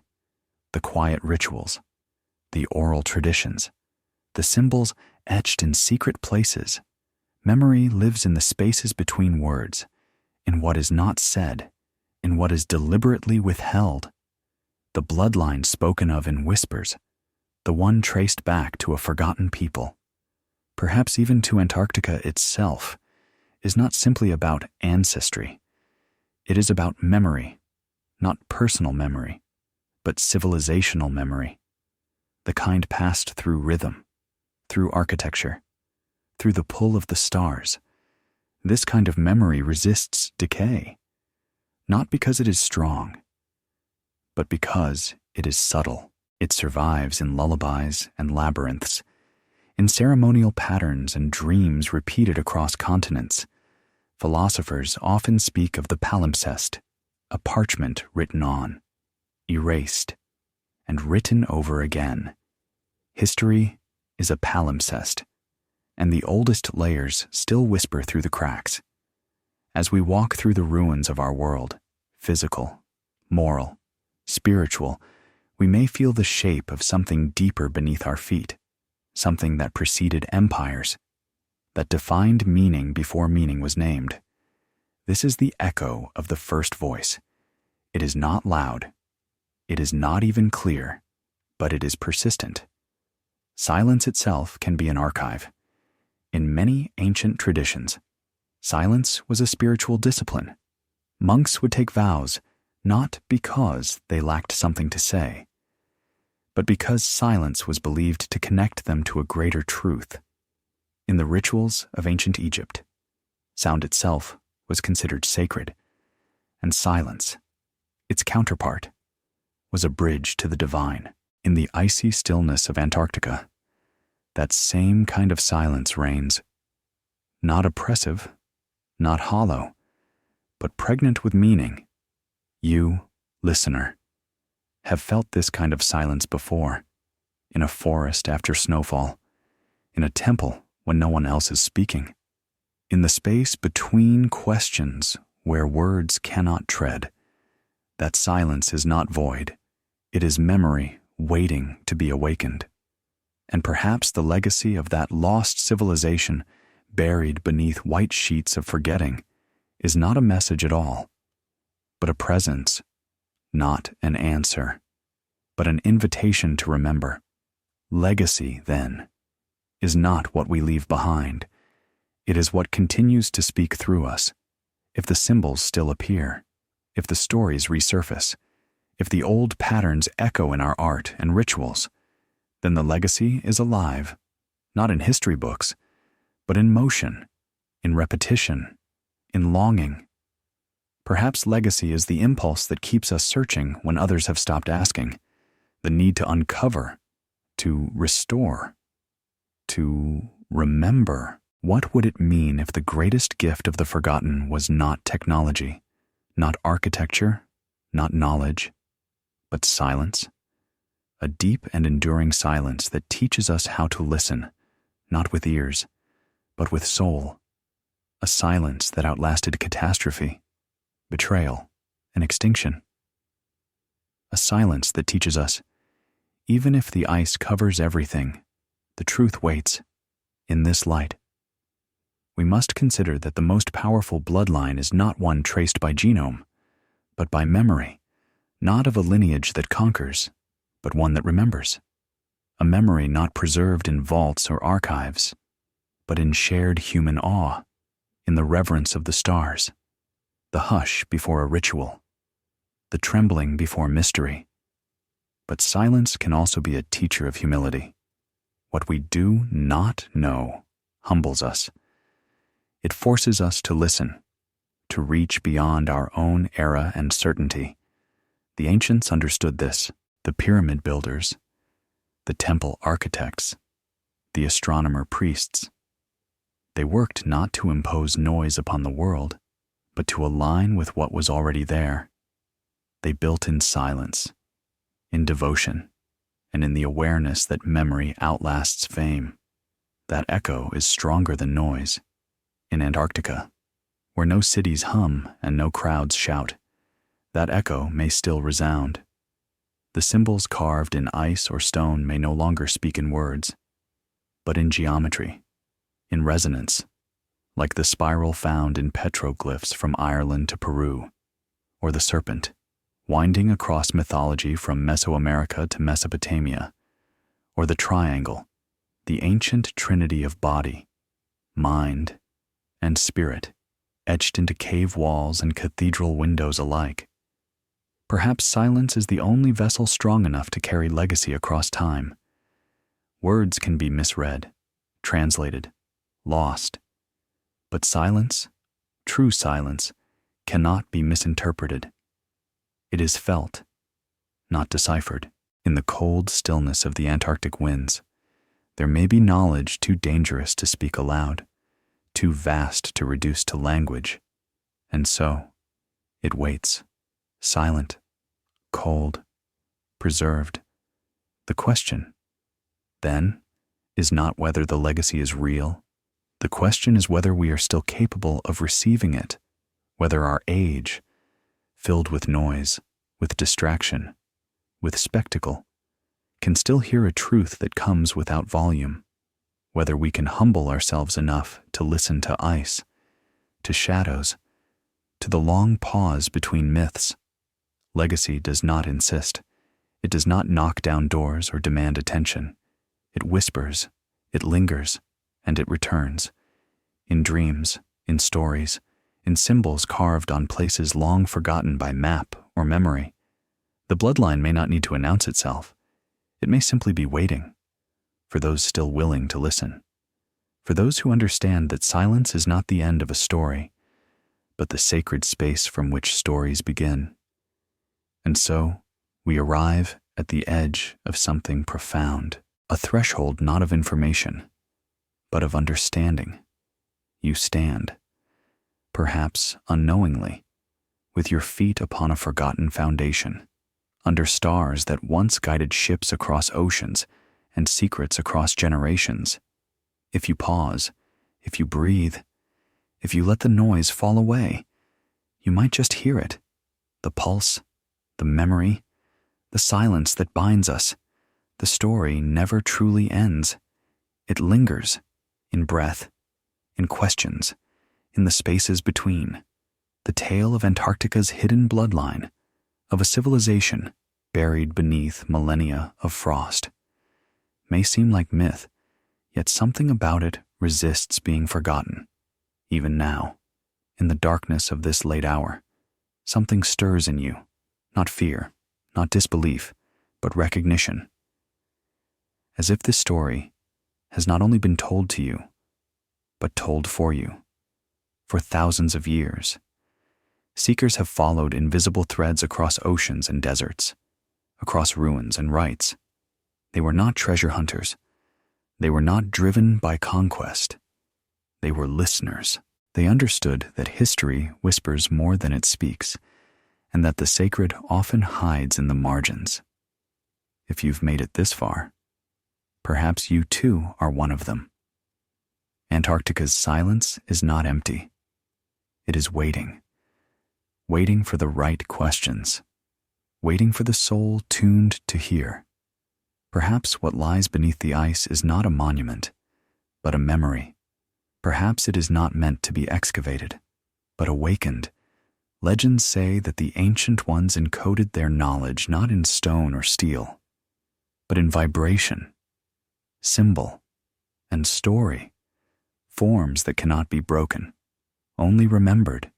And who better to carry that memory forward than a listener at the edge of sleep?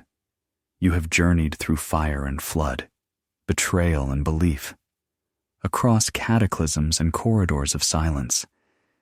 You've met the forgotten, glimpsed the veiled, and stood at the threshold of the unknowable. And now, as the echoes fade, what remains? A truth too vast to name? A question too intimate to ignore?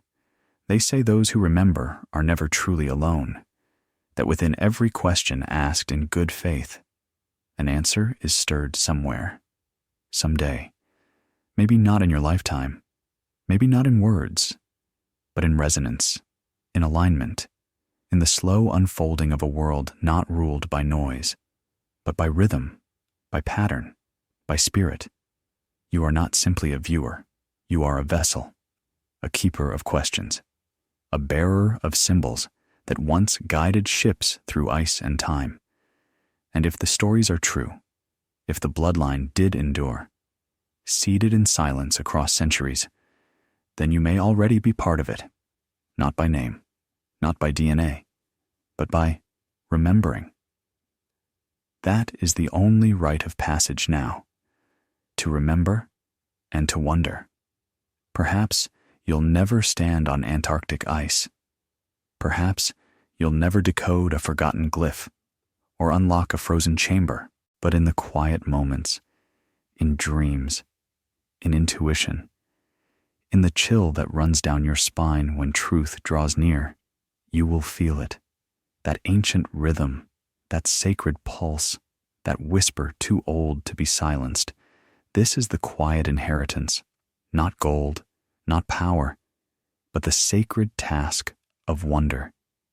You are not expected to find answers, only to keep asking. You do not need credentials to hear what the wind carries, only humility. And if you choose to follow the whisper, know that the path is not marked on any map. It is carved in the bones of your curiosity, lit by the soft lantern of wonder, carried in the silence between thoughts. There is endurance in remembering. There is a defiance in refusing to let the world be flat, final, and closed. The greatest stories were never written for textbooks. They were meant for the soul. And your soul recognizes something here, not in the facts alone, but in the feeling beneath them, the shiver, the weight, the knowing without proof. You are invited not to conclude, but to continue, to carry the story in your breath, to ask questions others fear, to listen when the world shouts, to watch the stars not only as distant lights, but as ancestral signals, to let your soul speak the language that history forgot and ice preserved. This legacy has survived not through domination, but through resonance, through the repeating pulse of stories passed in secrecy, of patterns danced across stone floors, of sacred geometry hidden in plain sight. These were not remnants of superstition, but remnants of a worldview in which time was a spiral, not a line, in which the earth was not conquered, but revered, in which silence was not a void, but a living presence. And now, you hold it, not the whole thing, but a spark, a fragment, a whisper. The question is not whether you are ready, but whether you are willing to hold the silence, to carry the unknown, to keep alive the question when answers fall short, in a time ruled by algorithms and instant answers. Becoming a seeker is a radical act. It means choosing the path of mystery over certainty. It means allowing wonder to guide you, not blindly, but bravely. It means finding significance in things others overlook. A weathered symbol, a recurring dream, a name that feels too ancient to be coincidence. These are the breadcrumbs, the calls to remembrance that mark your journey through this unseen map. The bloodline you followed through this story may never appear in a textbook or be confirmed by science, and perhaps that is the point. What survives through silence survives for a reason. It is protected, veiled, sacred. Truth, in its deepest form, asks not for proof, but for presence. If you are still listening, still curious, still open, then you are already part of something enduring. One day, long after the names are forgotten and the theories abandoned, something will remain. A frequency, a symbol, a story told in low tones by firelight. Maybe someone will hear it again. Maybe they'll pause, feel a chill, and wonder who first carried that whisper across the ages. And maybe it will be you, because in the grand weave of time, the seeker is never lost, only hidden, waiting for the moment when silence becomes language, when darkness becomes map, and when memory becomes flame. If the first civilization has not been erased, it is because someone like you chose to remember it, to carry its pulse forward, word by word, breath by breath. In the end, endurance is not about surviving time. It's about refusing to be erased. The first civilizations may have crumbled, their cities turned to dust, their names swallowed by ice, but their essence moved forward. Through symbol, through silence, through seekers like you. So, if you find yourself staring into the night sky, or pausing at the sound of wind through trees, or feeling something familiar in the unfamiliar, know that the story continues there, and in that moment, as softly as breath, you may hear it again, the whisper. It is not finished. It is not gone. It is waiting for you.